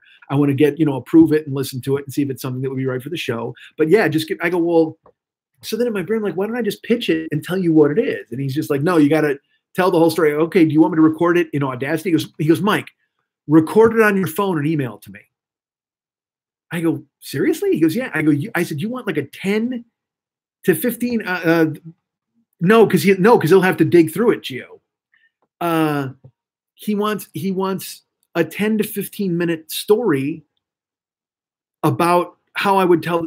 He wants the story is how he wants it, but not the way I would tell it on the show. But yes, the way I would tell it on the show. Like I would have to send him a 10 to 15 minute demo of the story and then do the story for air, which I guess that's fine. He needs to review it and it's his content and all that stuff. Nah, Gio, believe me, I said, do you want an Audacity file? Like I'll send it as an MP3. He goes, do it on your phone.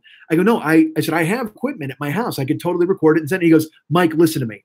Just record it on your phone and send it off. He goes, I don't want you to overthink it. Just send it to me. And in my mind, it's like, well, if I'm going to do it, I want to do it right. I mean, so I don't want to send him something. He goes, this is great. I'll put it on the air. It's like, no, dude. So then do I have to tell the whole story the way I don't even, whatever. Everybody handles their show differently and I've got to adhere to the rules of their show. So I have to send him a show. So tonight when we're done, because like I said, I prefer to use my microphone in Audacity and just send an MP3, but he wants a file on my phone. So, and he wants me to email it. It's what he said, Gio. He said it over and over. Because I kept saying, look, I go, I can record it on my laptop. He goes, just do it on your phone, Mike. Don't overthink it. I go, well, no, I can. He goes, no, I don't want you to work that hard on it. I don't want you to have to sit down and you don't have to work that hard. I go, it's not hard work to talk into a microphone. We were just kind of talking past one another. But I think at the same time, he was happy to get me on the fucking phone and he's just like, just fucking do it. Just do your story. So tonight I have to grab the phone. It's not hard to make it funny, Gio. I mean, but I guess my point is, for me, like, if I do it on Audacity, it's easier for me to tell it. He doesn't want a phone file. He's saying do it as easy as don't bother to edit it. So if Audacity is easy, it's easy. But no, because he doesn't want an MP3, Liana. He told me to just send it. He wants a phone file. He absolutely wants an iPhone file. He wants me to just send it and email it, attach it in an email, like a phone note. So I was like, because I specifically tried to go, I asked 3 times if I could use Audacity. He's like, I don't want you to do that. Just use your phone. Like, and because other people work differently, I guess. So they can talk into their phone, and it's fine because everybody uses their phone, man. I mean, and good, that's fine. So I got to do it. The point is, there's a lot of talking in circles, but I want to ask your opinion. All right, Liana, I appreciate that. It sounded like that to me because I did very clearly say I can record it on my computer and send you an MP3, and he said no. So the point is, you know where this is going. 7-Eleven or George Arnold. I mean, there are other stories that I would want to tell, other stories I think I could tell. But the 2 stories that everybody really brings up when they talk about the show, other than Almost, which is not getting told on a podcast and is not going to be truncated to 10 minutes. I don't think I'm going to be able to do that. Danny says, see, there we go. We got 7-Elevens.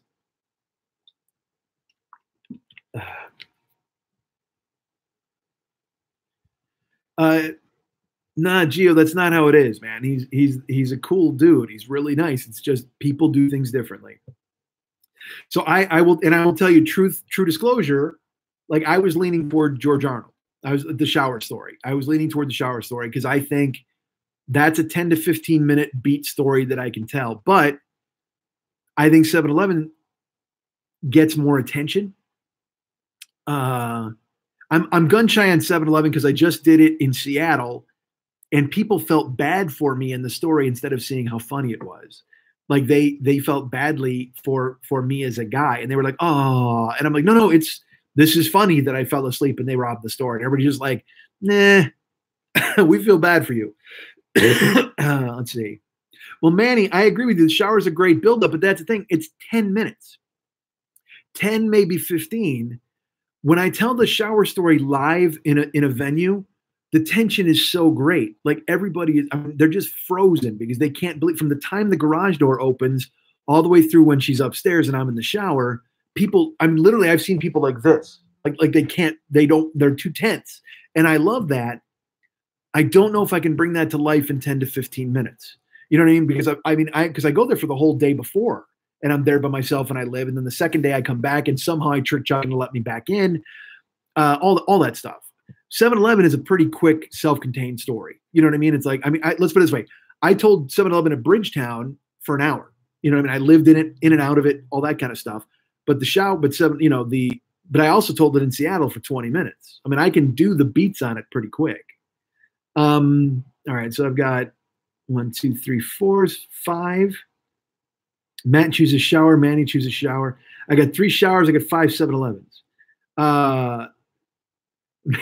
Sal says, I've told him so many times, tell the helicopter or graveyard raccoon. It's a possum, actually, sadly. And that, I'm not correcting you. I'm just saying it's a possum because, and the reason that comes to mind is I pulled into my fucking carport the other day. Did I tell you this story? This is like 2 weeks ago. And I smelled it. I could smell the possum. I knew he was there. And then he walked around and he walked up to my car. I was still in my car. I had the radio on. And I'm like, well, I'm not opening the fucking door. And he just fucking sauntered. Like he was like the son of the possum who came to visit me before. And he just kind of wandered up to the old car and he's like sniffing around looking for food. And I was like, God, why is this dude here? And he got really close to my car, but I could totally smell him. 7-Eleven, helicopter possum. Tell a helicopter possum story? Oh, that's a good one. All right. It looks like the 7-Elevens are winning. And I feel the same way. It was like, again, just because it's a story with beats that can be told and they're pretty, there's a beginning, middle, end, whatever. They're the same thing with the shower story too. But the shower story, the tension of being in the room and the buildup is really a big deal. The reveal in the 7-Eleven is the fact that we watched the videotape, and the concert is in there with me.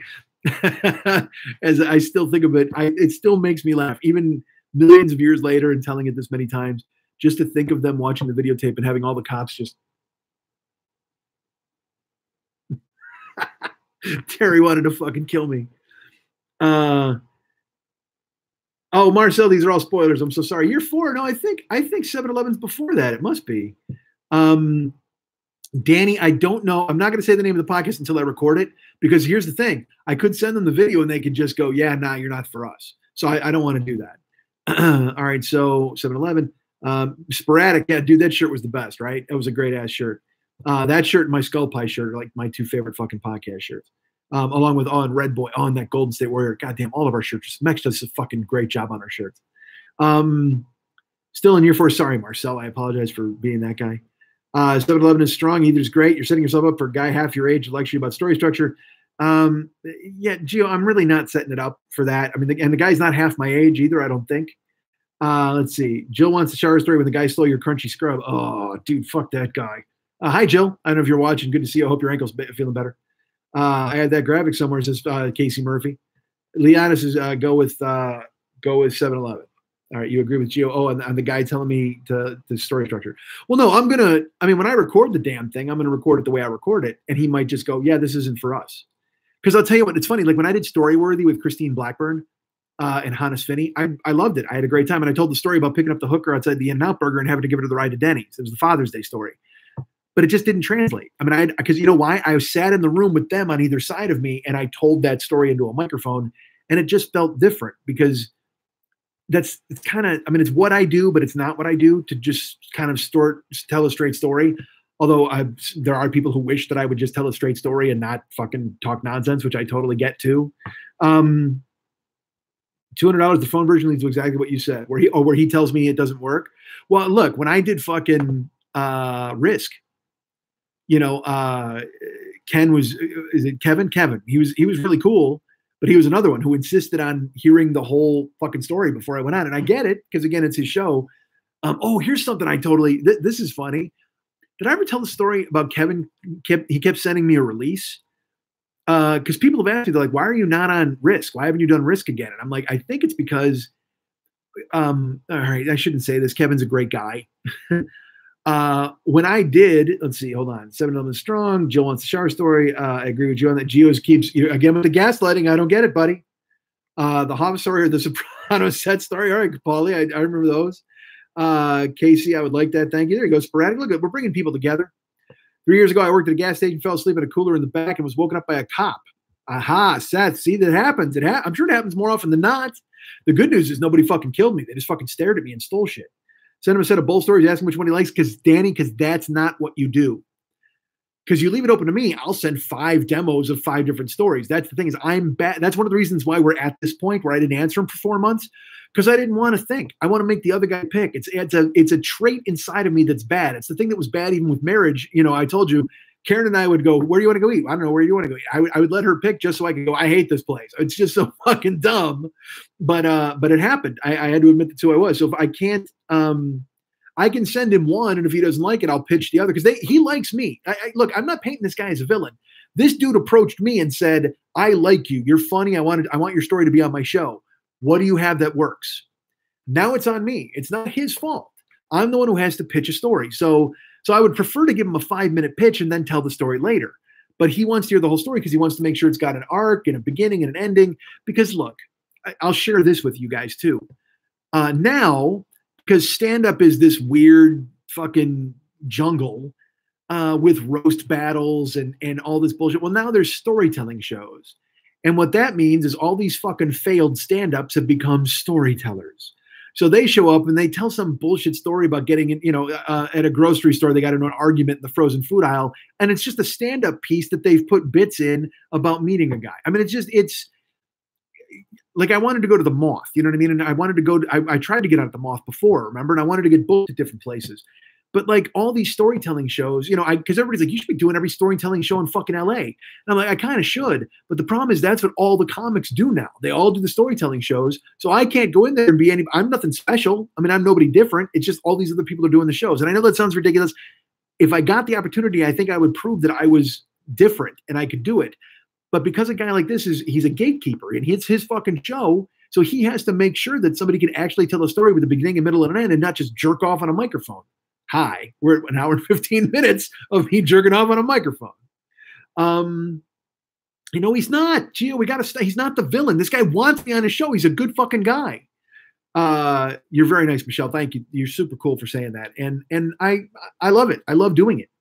But also I don't love the work of it. The honing down and the editing and all that kind of shit. I mean, I do love the language of doing that and I love making it work.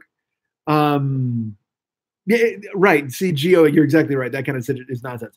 But thank you, Michelle. You're totally cool. And I love telling a story. So I didn't finish the Risk thing. I might have talked about this on the show. Like when I did Risk, they wanted me to sign a release. Did I talk about that on the show? This made me laugh. Like they sent me a release to do Risk, and I did the show without signing the release. Okay, Leanna. So I did the show and I didn't sign the release. And then after I did Risk, and they aired my show, and I had people writing me and going, dude, that's a great, because I told the story on that show. I told the story of me calling the phone sex line and thinking it was my friend's son. I whatever the fuck. It's a long ass story, but I wound up, this dude said his name was Sky, and I thought I was calling Katie, but I accidentally called the phone sex line because I was drunk, whatever. That's from By Year 2. Marcel, you might have heard that one. So I told that story on Risk, and I told it live, and it went really well. I was really excited. I was happy. So then afterwards, I get a fucking note from Risk. And they're like, hey, could you sign this release for us? That'd be great. So in the release, it says that they own the story. And I'm going off the memory here, but it was something along the lines of, it wasn't that they owned the story, but they could use it. Yes, Sky, exactly. Thank you, Patrick. They could use it in perpetuity in books and stories and in media.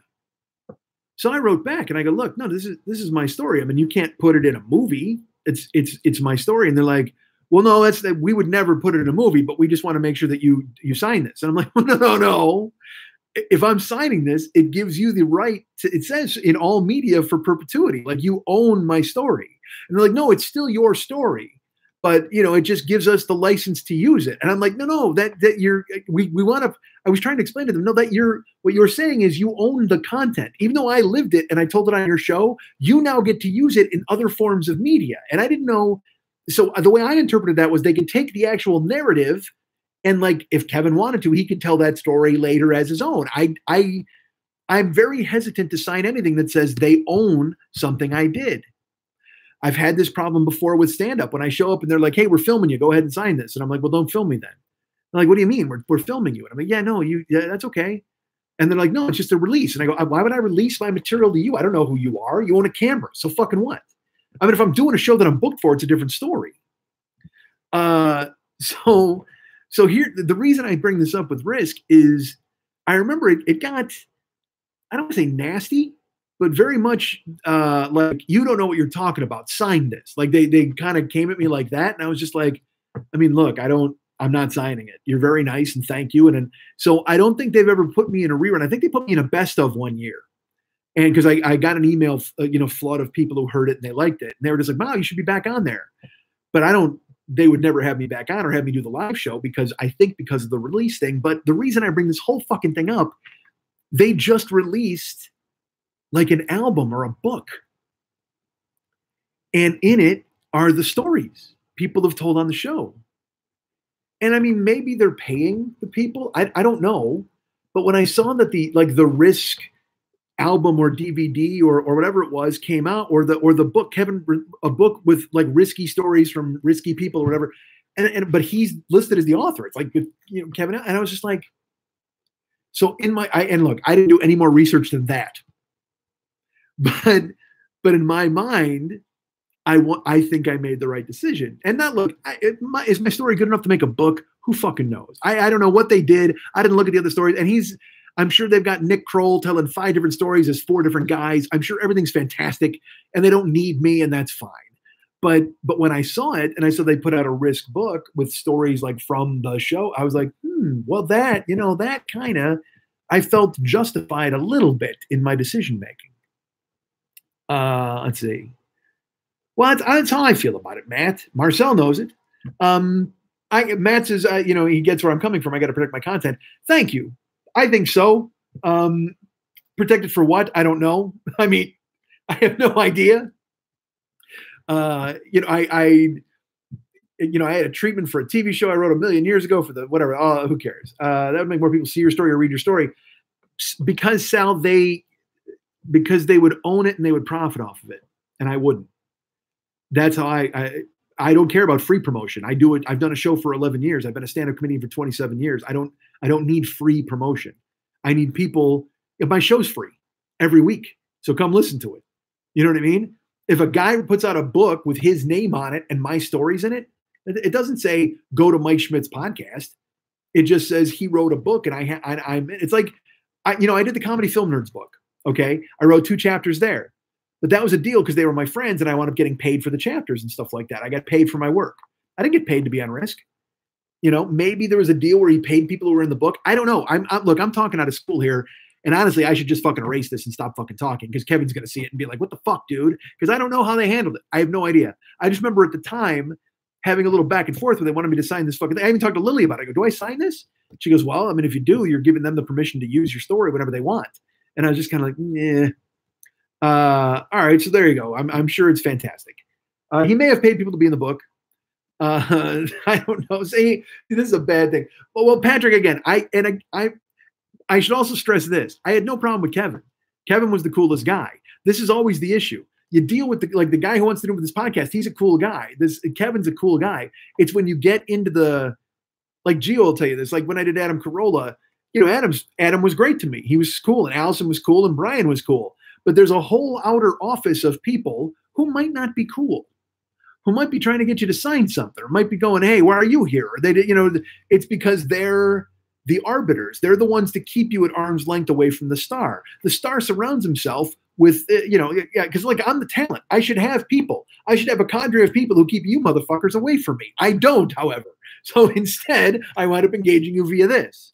But it's always the handlers that you need to worry about. It's always those dudes who are the first, because it's their job to be an asshole.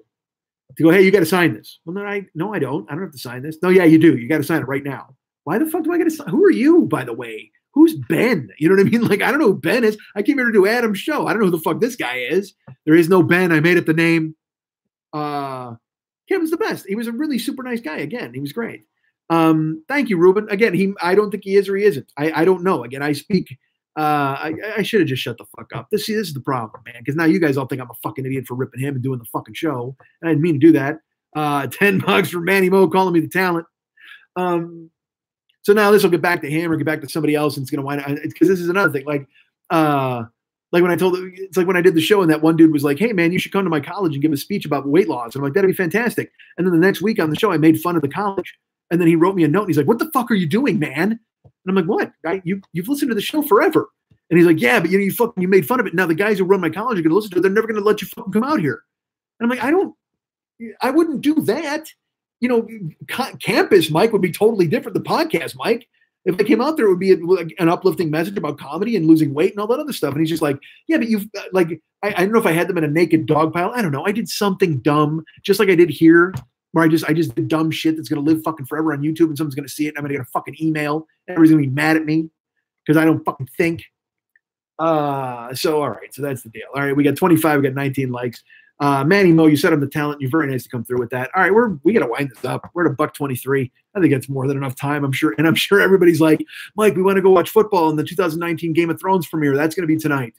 And I don't blame you. And this just evolved into a festival of me talking shit, which nobody wants that. Nobody wants me to. So now I'm freaked. Now I'm fucking mad that I talk especially because everybody's just kind of like, yeah, Mike, you're out of line here. I know I'm out of line.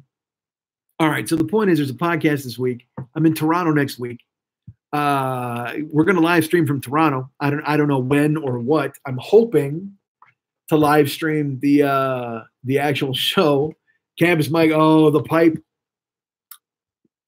I need an ascot. I have a scarf. I have a scarf that actually Jill's sister made me for Christmas. It's fucking gorgeous. It's like the most beautiful scarf. She made it, dude. It's the most beautiful scarf in the world. I have it up on the shelf. Periodically, I take it down and smell it. Fucking awful. I'll be in Toronto next week. I leave Sunday. I get to town Sunday night, and I've been told if you're in Canada, I think Michelle St. Louis in Canada. I don't know if she's anywhere near Toronto, but if you're in Canada and you want to hang out, man, just contact our buddy Kenny Fairhall and tell him what's what. He's kind of running the show here, him and John, and they're figuring out what we're doing and where we're going. For I was told today that there's we're all going to see Sniff the Scarf. You got it, Manny Mo. We're going to go see Predator, the movie Predator, on one of the days, and we're going to an escape room, not a rage room. Last time I was there, we did a rage room, but this time we're going to an escape room. We're going to throw more axes. I'm excited. So Tanya, I don't know if you're around. You might not be around. You and Mike, I don't know what you guys are doing with your life. I know what you're not doing, Tanya, and you're not. What was it? You're not making your bed. That's so you're. You know what? Take all the time where you're not making your bed and spend it with us in Canada, Tanya. That'd be perfect. Can you see the honey? I'm gonna have to go get it. You guys mind a fucking empty screen here? What can I put up? What can I put up here that will entertain you while I'm gone? Hold on. I'm trying to figure out something to put in front of the camera that will actually say, "Hey, look, Mike will be back in just a second." Oh wait. All right, hold on.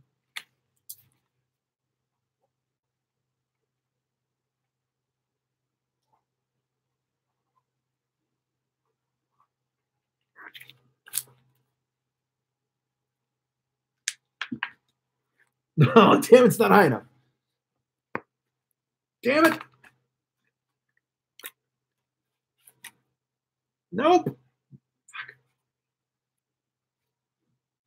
There we go.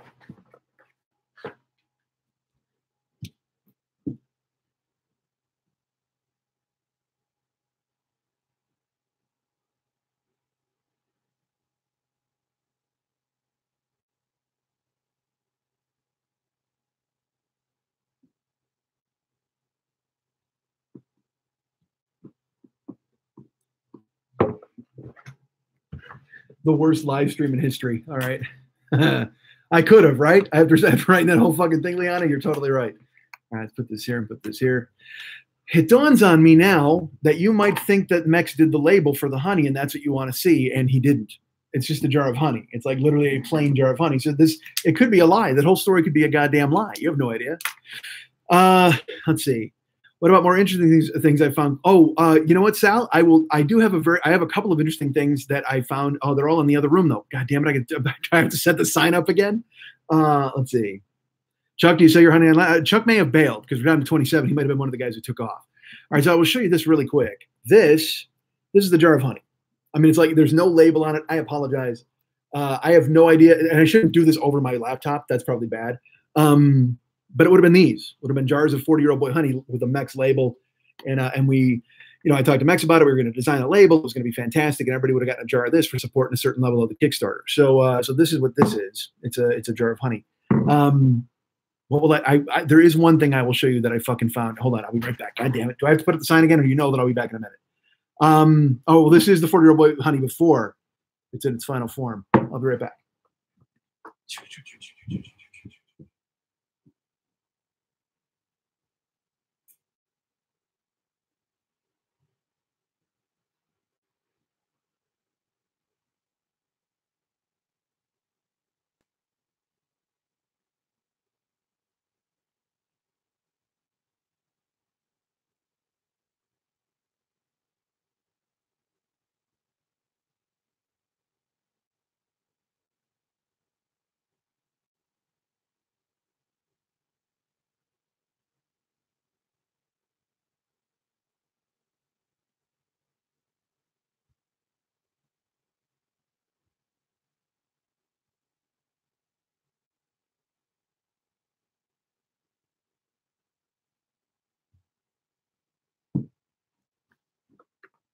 So, I forgot something. Damn it.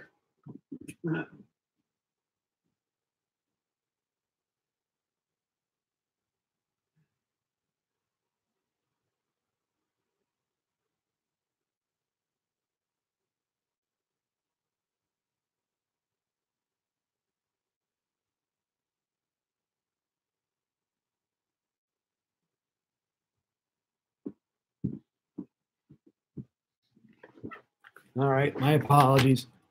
I'm sure you did, Matt. You're the only one who did. It's worth $5. That's nice. Sign, Leannis is totally worth it. You're very nice. Manny says paranormal activity. Ghost. All right, so here I will show you this. Some of these you've seen. I think you've seen. I talked. If you listened to the show, I think it was last week. I talked about how I would I would always write, and I would take off my watch at my job because I had a big chunky watch. And I said that there was a purple watch that I did not notice all day was on my desk. And this is it. They made a construction paper. Literally, it's like tape, and they drew on it, and they put it on my desk, and took my real watch. And I didn't notice it. They were so bummed because, again, it was perfect because I had always lay my watch on the table. They'd even be like, dude, why are you fucking putting your watch on the table? I was like, just because I can't write. I can't type with it on my wrist because it was a big chunky watch. All right. I should have come back to the window, right, Paul? Or I should have like crawled in and just fucking levitated. All right. So I will also say this. I found 2 of these. Like I didn't know that I had them. This is an album we did for Never Not Funny, a CD. It was like a greatest hits CD, and I have 2 of these in the cellophane, like they're not even opened. It is a Thanos watch. That's right, the little purple Thanos watch. So there's the watch I've showed you, and I've got the Never Not Funny in its cell of 2 of these. Actually, I don't even know if we. I think they sold them for a while. You'll want to hear track 15, which is Mike's mom, and then you'll absolutely want to hear track 4, which is Rainbow Bridge, which of course is Jimmy Pardo's band as a child. So there's this, which I found. I found 2 of these in the cellophane, completely unopened. Exactly. Well, Paul, dude, I kept so much stuff. Like the thing I want to find that I'd love to show you, but I can't find it. I'm so fucking mad. I'll just tell you this, because again, you're here. You came for the live stream. I'll eventually post it in the Joker's page, but you guys will have a head start on it. Sal, you know how I posted the thing about the World Trade Center disaster on my planner from 2001? Well, I'm not even kidding. I was looking through. I think it's 2002 or 2003. I can't remember, but I kept the page. I didn't keep the whole fucking planner. Okay. Literally flipping through, it says Monday. It says I had a show somewhere. I forget where. And then that night it says I worked in Graveyardville, and it has the amount of money or the check received from Graveyardville and how much money I got. And then Tuesday, I wrote this in my planner. It says saved woman's life at Tony Roma's. Which is the story I've told where I gave the woman the Heimlich maneuver at Tony Roma's. It's in my planner. Like I literally wrote it down. And then I you know that story, right? You guys, if you don't remember, I'll tell it now. But if you remember, then I don't have to tell it. But yeah, I found a planner, and in it says saved woman's life at Tony Roma's. I did, like literally, I'm like, all righty. Let me jot that in there. Saved woman's life at Tony Roma's. So I've got that. It's in a pile out there, but I couldn't find it to bring it over here. I will show you this for no good reason. If you ever wanted to book Mike Schmidt when you were a kid, we don't remember it. Of course you don't. I don't blame you. Well, let me ask you this. Send us a phone file. I'll send you guys personally a phone file of it. Do you guys remember Ron Brown's War Wagon? Do you remember that story? That was the first car I ever bought with my own money. Manny Moe knows it. It was from Ron Brown's Auto Sales. Ron Brown was a football player for the Los Angeles Rams. And I wound up purchasing a Chevy Caprice Classic from our friends over there at Ron Brown's. And I've told the story where then I was coming home and I was near Victorville and I merged onto the freeway and I tore that person's fucking rearview mirror like right off their truck. Okay, the War Wagon, that's fine. It was the Classic. I don't fuck around with just the Caprice, Murph. I get the fucking Classic. So I told the story about how I remember I told you I stopped paying them, but then they went fucking tits up bankrupt.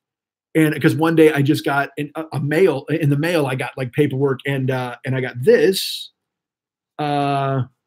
I got the title for Ron Brown's War Wagon. I hope my social's not on there. Jesus, I should probably look. No, but it was a 1982 Chevy Caprice Classic. And on February 19th of 1990, they sent me the title.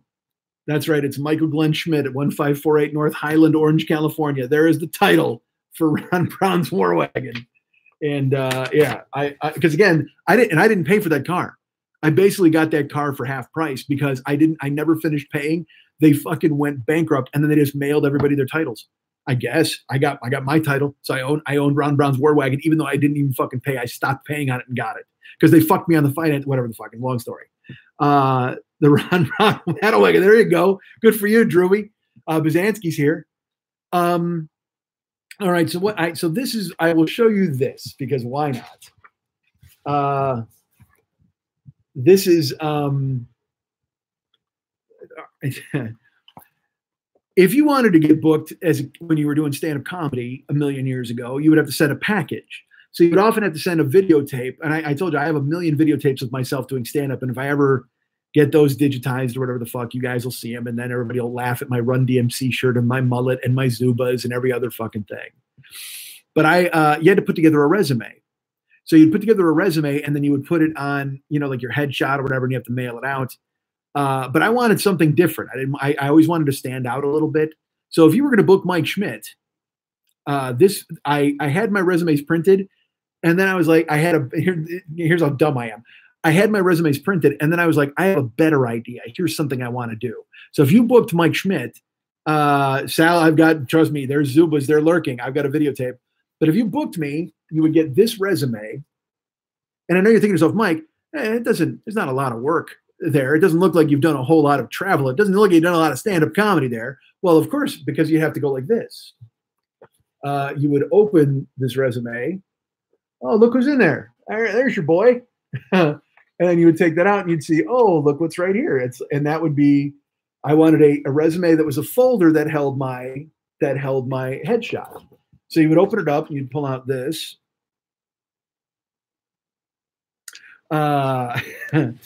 And clubs, Catch a Rising Star in Las Vegas, all the clubs in Chicago, the Improvs, the Laugh Stops, Comedy Productions, the comedy, and this was the prototype for the new resume. So I was like, all right, see, as you can see here, it's like we're going to delete the Comedy Pub, we're going to delete the Comedy Haven, and then right here we're going to delete the television and film credits because this is what I was doing back then.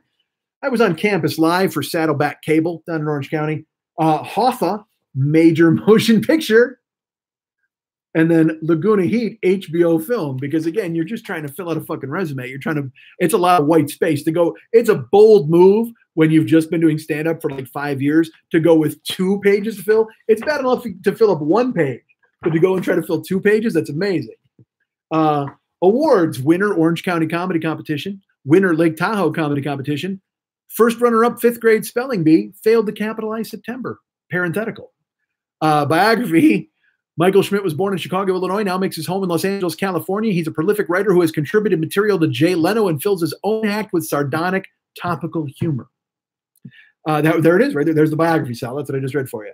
Colleges: UC Irvine, Saddleback, San Diego State, Cal State Fullerton.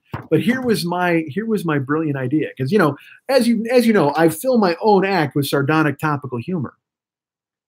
And this is the resume. And this, you open this, you're like, well, we know a lot about this cat. And we see where he's worked and stuff.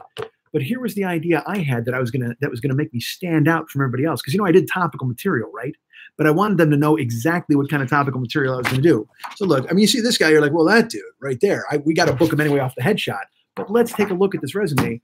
And so, like I said, this was the prototype. As you saw, I had to delete all, because I had a person who was going to start printing it out for me. So I had to delete all, and then adding these clubs from Chicago and stuff like that. And then here's what I decided was going to go on the back. These were quotes from the news that were going to indicate what a crazy world we live in, folks. The top quote was, "Am I crazy? Of course I'm crazy. Crazy used to mean something in this country. Now everybody's crazy." That's a quote from Charles Manson in 1994. The Los Angeles Police Department is actively seeking Mr. Simpson. That's Commander David Gascon of the LAPD.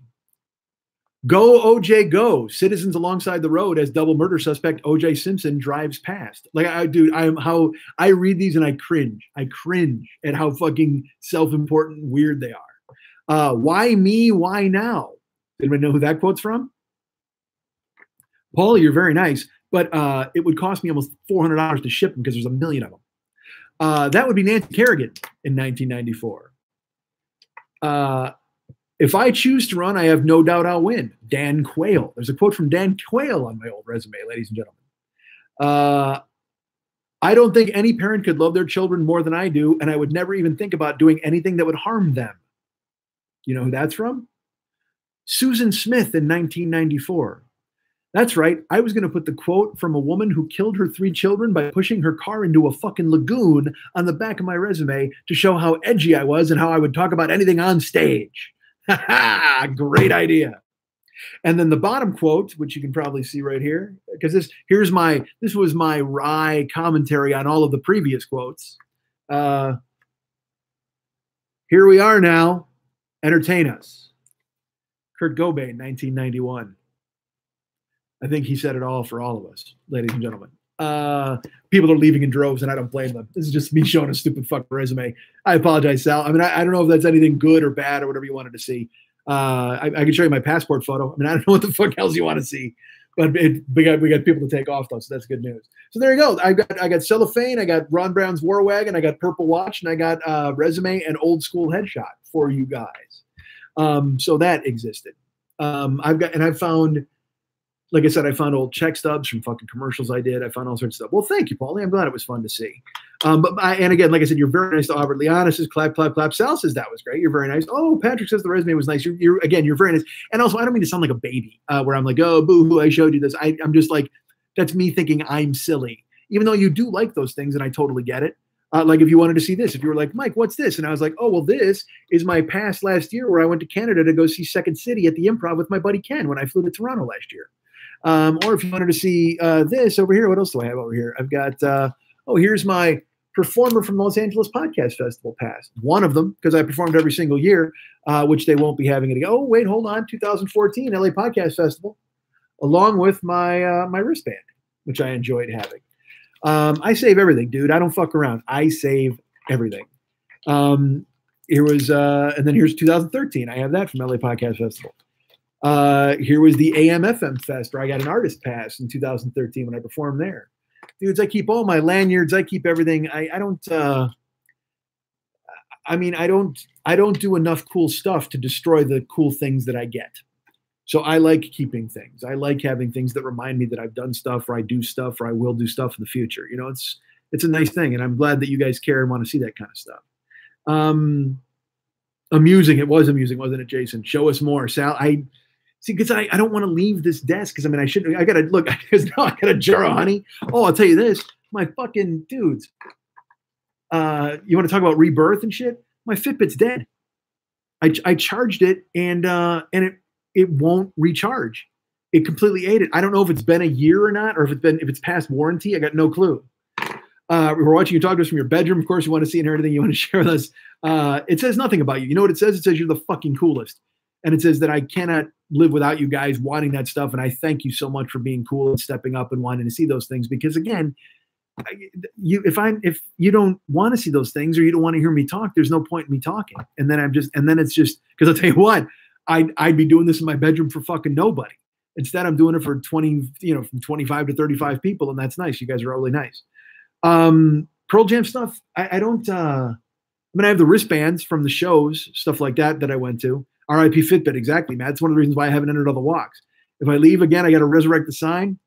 Well, you know what though? Fuck it. I wrote that sign, so I'm going to resurrect that goddamn sign. I'm going to go find at least one more cool thing to show you guys. All right, hold tight. Hold on, I got to get this schematic and I got to build the fucking sign. No. What was it? Oh, here, did I ever show you guys this? Maybe you guys have seen this. I don't know if this ever got to be artwork for the show or not. But Mex did this for me, and it was my Christmas gift one year. And it's a framed shot of that's me, but with take like a mascot, like Mike, like me in a mascot suit where I'm Lil Schmitty. And this is framed. The only problem is the fucking frame broke, so it's like I taped the fuck out of it and it doesn't work. I thought I don't know if we ever used this for artwork for the show or not, but it was a gift and I fucking loved it. I mean, it's just the coolest thing ever. Thank you, Michelle. I won't doubt myself. I will do my best to not doubt myself. Although it's kind of what I do. That's one of the reasons why you guys keep coming back is because I doubt myself so much. I will, Seth. I'm absolutely going to resurrect the sign. You're fucking right, baby.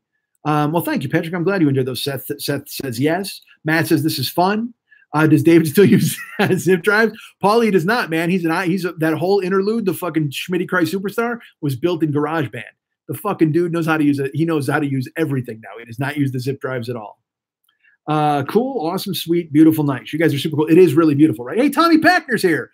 Tom, boo, your Snapchat story yesterday. I don't want to get into it. Don't even mention it here because I don't want to talk about it. But boo. I mean, yay for you, but boo. All right, yay. Here's this. All right, hold tight. I'll go find another, like one more thing that you guys might. What?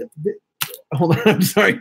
What do I have over here? Is there anything else? I don't know. All right, let me build this so you can see the sign, which is do this. Oh, maybe did Never Not Funny, was that the final piece of the puzzle? Hold on. It's in show and tell. Oh, Colette's still here. Yay, that's good. Oh, you know what? It was the Dodger thing. Dude, a bunch of stuff just fell out of there. All right, let's do this. There we go. All right. I'll be back.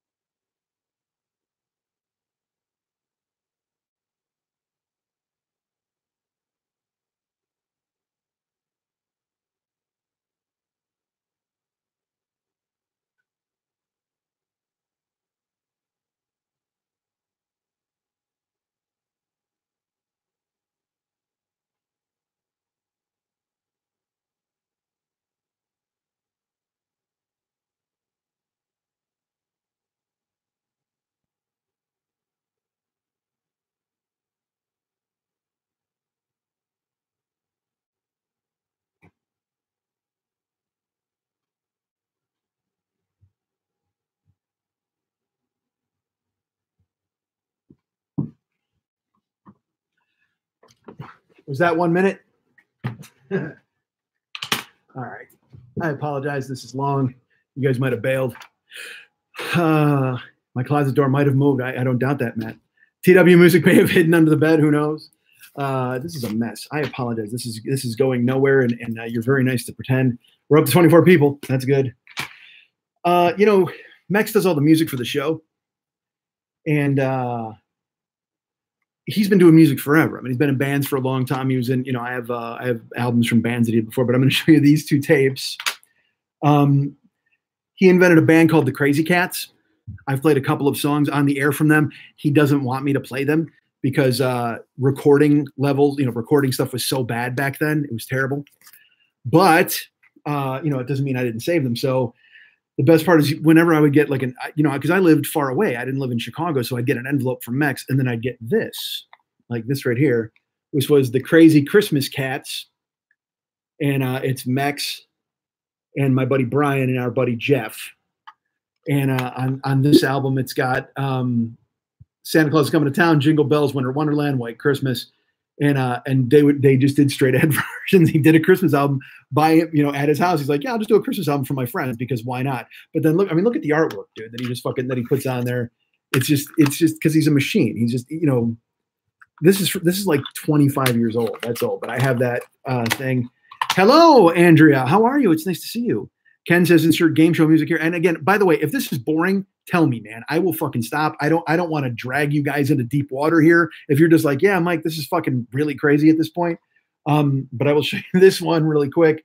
He did a fake pay-per-view special. You can't really see, but there's the Crazy Cats are in the middle, and then there's a Kiss in the background. There's Mike Tyson. There's a bunch of leggy chicks. There's Elton John. And this was called Merry Friggin' Catsmas. And literally he did this with a fucking crowd track to make it sound like they did an actual Christmas special, like a 1970s Christmas special. So all the songs are live. All the songs are and there's there's a crowd, canned laughter, a monologue. The whole fucking deal is in here. It's beautiful. It's so great. Let's see. Your favorite song was, okay. Yeah. He does ridiculous work. He's so good, Max. It does sound cool, Andrea, because again, you should have a friend who does that kind of stuff. You're just like, oh my God, I just got a Christmas album in the mail. It's fantastic. You asked about Pearl Jam stuff, and I just really quickly, I just found these. Here's a 10 Club sticker. You can't tell but it's a 10 Club stickers. I'm the fan club, you know. Mr. Green Jeans from the 7 said, oh yeah, that is a great one. Well, so there you go. That's that sticker. But also every year when you're in the fan club, they give you a single. Like they give you music, like you get a bonus song that the 10 Club gets. So one year, they sent this out, and this is it's back to back. On one side is Pearl Jam with Jeannie Triplehorn. It's Eddie Vedder and Jeannie Triplehorn doing "Shattered" by the Rolling Stones. And I mean, it's a literal record. All right, they sent it out to you. And then on the other side is 99 Problems by Pearl Jam and Jay-Z. 99 Problems, they covered Jay-Z song with Jay-Z. It's Pearl Jam and Jay-Z. So I've got that Pearl Jam stuff. David does do a really good Elvis. It's ridiculous. Tchotchke Hour is amazing. This is like crazy Tchotchke Hour. It's ridiculous. I want to share this with you. Remember I told you I went to Pearl Jam, and our friend Mike brought me to Pearl Jam, and you know, he reached out. Mike is the guy who actually provided the laptop for year 10 and year 11. I mean, he's just a phenomenal guy. He reached out to me. He didn't have to do that. It was super nice of him. Well, I found a lot of fan stuff that I've collected and kept over the years. 99 Problems is a fucking jam, Sal. I got 99 problems, but a bitch ain't one. You got girl problems. I feel bad for you, son. Google it when we're done. But Mike once sent me a note, and then but look at the drawing. And he's just like, you know, Mike, you thank you for sharing your talent and laughs through the years. And then he literally did a little schmitty with a Cubs win flag. And Mike is an unbelievably nice, cool guy. And like I said, he provided the laptop that you're listening to me now. This laptop he bought for the show because he's a phenomenal dude. And then also we went to Pearl Jam together. We hung out, and it's so funny. Like when I meet you guys, and I never know, because I want to be cool. I mean, I want you guys to like me in person as well as, you know, listen to the show. And so then I'm like, do I got to put on a show here? What do I have to do? Do I have to fucking, but I mean, I just fell into with Mike, and he was real soft spoken. So I was kind of like, are we okay? Are you having a good time or whatever? Because I don't know what people expect, what they want. I mean, I don't know what a fucking cartwheel, whatever the fuck. And he's just like, no, man, I'm just having a good time. It's fine. And, but in your brain, you're just like, whatever. Let's see. You're welcome, Paulie. Thank you. The Pearl Jam version. Oh no, it's good for me because I like the song. I like Pearl Jam. I like Jay-Z. So I mean, it all works. But that's the thing is now they send you digital. They also send you the single too, but you can download the digital from the fan club site if you're on the fan club. Did you hear a gunshot? Ken, you actually probably heard like 30 gunshots because once I'm showing goofy shit, people just shoot themselves in the fucking head because they don't want to see it. They can't understand why. And I don't blame them. I found when I first moved here, like when I was in LA or I was in Chicago, I never used a notebook. Like I never used to do jokes on stage. Like people would bring their notebook up and I never used one. You know why? Because I learned my jokes. I remembered them. You can't go into a fucking bar in Indiana with your notebook. Everybody's going to go, what the fuck are you doing? You're supposed to be the professional here. But then I came out here and I do these rooms and, you know, you'd go up every night or twice a night and people would have their notebooks. And so in my head, I was like, I wish I had a notebook. And then I was like, well, wait a minute. I don't need a notebook. And then instead, here's what I did because I thought it would be better because I'm a goof. I put my jokes on flashcards with the date on when I did them, actually. And so you got these. Here, let me see. I'll do. Should I do one of these jokes? I should. I did this joke at Borders Bookstore in 1999. Oh my God, you're right. I'm done. No more. Nobody cares. All right, so there you go. Those are dumb jokes, and I wrote them on a card. I'm literally going to tell you old jokes. What did this defaulted into garbage? Like we were having a good time, we were talking, and then all of a sudden, I'm telling old jokes off a flashcard like a dumbass because you're a captive audience. I'm forcing you to sit here. It's so stupid. Numbers going down, people bailing stuff. Well, thank you, Andrea. It is a good time. It's fun. I love talking to you guys. I just want to be that dude. Yes to the jokes. Mads' jokes. I'll tell you one joke. I can't even put it on the air there because it's got a word in that. This is fun, right? Michelle, we're having a good time. Patrick says we're still having a good time. That's in play, Patrick. We don't know if we are. This is hella fun. I'm sure you do, Danny. Well, you were late. That's how much fun you had. You were late. All right, I'll do one joke. A recent study finds the number of teenagers attending church has dropped almost 30%. 30%.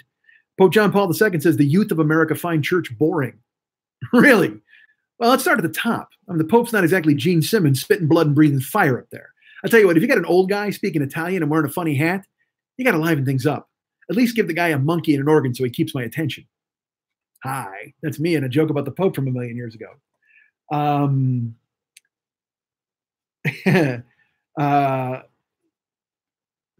was in the cereal aisle in the grocery store the other day. Fruit Loops is giving away a ghost detector. Well, thank you, Toucan Sam. Piece of plastic and a rubber band, a ghost detector. You know, if you're a ghost and you get nailed by the Fruit Loops ghost detector, maybe ghost wasn't your gig in the first place. You know what? Stick to being a banshee. Start there. Be something that goes bump in the night. Work your way up the supernatural job ladder to ghost. Hooray! Those are jokes from a million years ago. All right, good. Patrick, you're a nice person to say so. Everybody's fantastic. Andrea's smiling. You're all lovely for pretending you like my jokes from literally 20 years ago. Ruben liked one. Well, that's good. And then, this is funny. I will show you this really fast. If you care, if you don't care, that's totally fine. I found these are my notes from Jimmy Pardo's roast. Here is me on Mike Siegel. And you can find this is actually on YouTube if you want to go look at the roast. And there's my buddy Tony Boswell, who I made fun of. And then there's Jimmy Dore. There's my roast of Jimmy Dore, who was part of Jimmy's wedding, part of the roast anyway. Bruce Smith, who's Jimmy's agent. And then all the stuff about Pardo and the stuff like that. So these are Jimmy's notes that I couldn't believe found out. Colette, why is your Wi-Fi cutting out? You just missed jokes from 1999. How dare you? What's this? Is this anything? Is this anything? You got anything here? Nah. This is nothing. This is just old school. Oh, this was me taking notes. Oh my Christ. Notes of the fucking like debates to try to write jokes later. Well, good, Danny. I'm glad I made your blurt laugh. Oh, here's my set list from Mastro's in San Ramon, California in the 2000s. McDonald's has an executive chef. Porn in the Valley. Here's a joke I did in Las Vegas. I had a friend in Las Vegas. He got a ticket for drunk walking. Drunk walking. So let me ask you this. What happens when a drunk driver hits a drunk walker? I guess a referee just comes out and throws a flag, offsetting penalties, replay the down. I got that joke for my birthday from my brother Lenny. And I was like, thanks, dude. I'm never going to use it. And then I'd be in Vegas. I'd use it every time I was there. All right. Here's a joke about Russia annexing Chechnya. Nobody wants to hear any of these. All right, good. So that's the point. These are old notebooks. I tried to find better stuff, but this is what I found. But I have tons. I mean, I keep all the fan artwork. I keep all the stuff you guys send. I keep it. It's in boxes out there, and I'm really excited and happy for that. And we're almost at 2 hours. We should get out of here, right? Probably. I mean, fuck. I've shown you a jar of unlabeled honey. I've told you jokes from 1999. What more could you possibly want? 5 a.m. is looming. Rumi will surely get me up. Have a great night, Mike. Thanks for sharing your evening with me. Nope. Thank you, dude. I hope you liked the podcast this week. I'm glad. No, Patrick, I'm glad you cared. I mean, next time maybe I'll have an arsenal of stuff to show because I do have a bunch. So again, I do this. You guys know where to find me, but I mean, they got the 40-year-old boy YouTube channel. Look at all the videos on here. Podcast is in iTunes. The 40-year-old boy comes out every Thursday morning. Go ahead and check it out, please. We are in year 11. We're live streaming here occasionally. That'll always be listed at the website, MikeSchmidtComedy.com. You can be my friend at Facebook.com/the40year-old-boy. You can follow me at Twitter.com/the40year-old-boy. Thank you, Patrick. I know you do. Liana, you're super nice. Michelle, I don't know who Mr. Dressup is, but boy, do I want to hear more about that tickle trunk. That sounds like a felony waiting to happen. So I'm streaming all over the place. I'm there. I'm on Snapchat. I'm on Instagram. Follow me. Find me. And let's see. You do need to go to bed as well. Work calls with Patrick. Thank you, Colette. No, good night, Colette. And I hope Doug is feeling better. I don't know what his procedure was, but I hope he's good. Text me and let me know. It is Canadian, but I figured it was. But I'm glad. Please class it up with some Canadian stuff here. We don't want to have just American. I've got to talk for 1 more minute, so I hit the 2 hour mark. I'm that weird dude. Ruben, thank you, dude. I'm glad you showed up. I'm glad you liked the streams. And again, like I said, more of these on the way. This week, more of the apartment's getting done. I'm getting my dressers so I can fix the room. I'm getting my cords done so my TV will be set up. And then I'm really hoping to get into Twitch and do the in real life channel with the podcast maybe. I'm in. Good night, Patrick. I'll be in Toronto next week. If you want to participate in anything, escape room, movie, any of the fun, if you want to come out to the record store for the show, again, it's next Friday, the 21st. I'll be in the back room of Steve's Music Warehouse or in the attic or whatever the fuck. And I'm going to try to live stream the show. So if you guys can't come or you're not from Canada, I will do my best to live stream the show and you guys can pay attention to that. Sal, I think it is. As far as I know, I've got to get there early and do kind of a test run. And I might have to bring my back in 1 minute sign. I don't know how that worked, but I've got to figure out where to put the laptop. Because again, I don't have a camera thing. I might talk to Gio. Matt, you're so nice. $2. I appreciate that. And Marcel, still going strong. And I appreciate it. I'll be up there soon, Marcel. And so again, I'm in Toronto next week. If you want to do things, contact Kenny or John or put it on the Jokers page because we're all going to get together. We're all going to have fun stuff to do. Movies, possible Vice, all sorts of nonsense. Danny, thank you. I'm sorry you were late. I'm glad you showed up. Buenas noches, Jason. Thank you guys for all hanging out.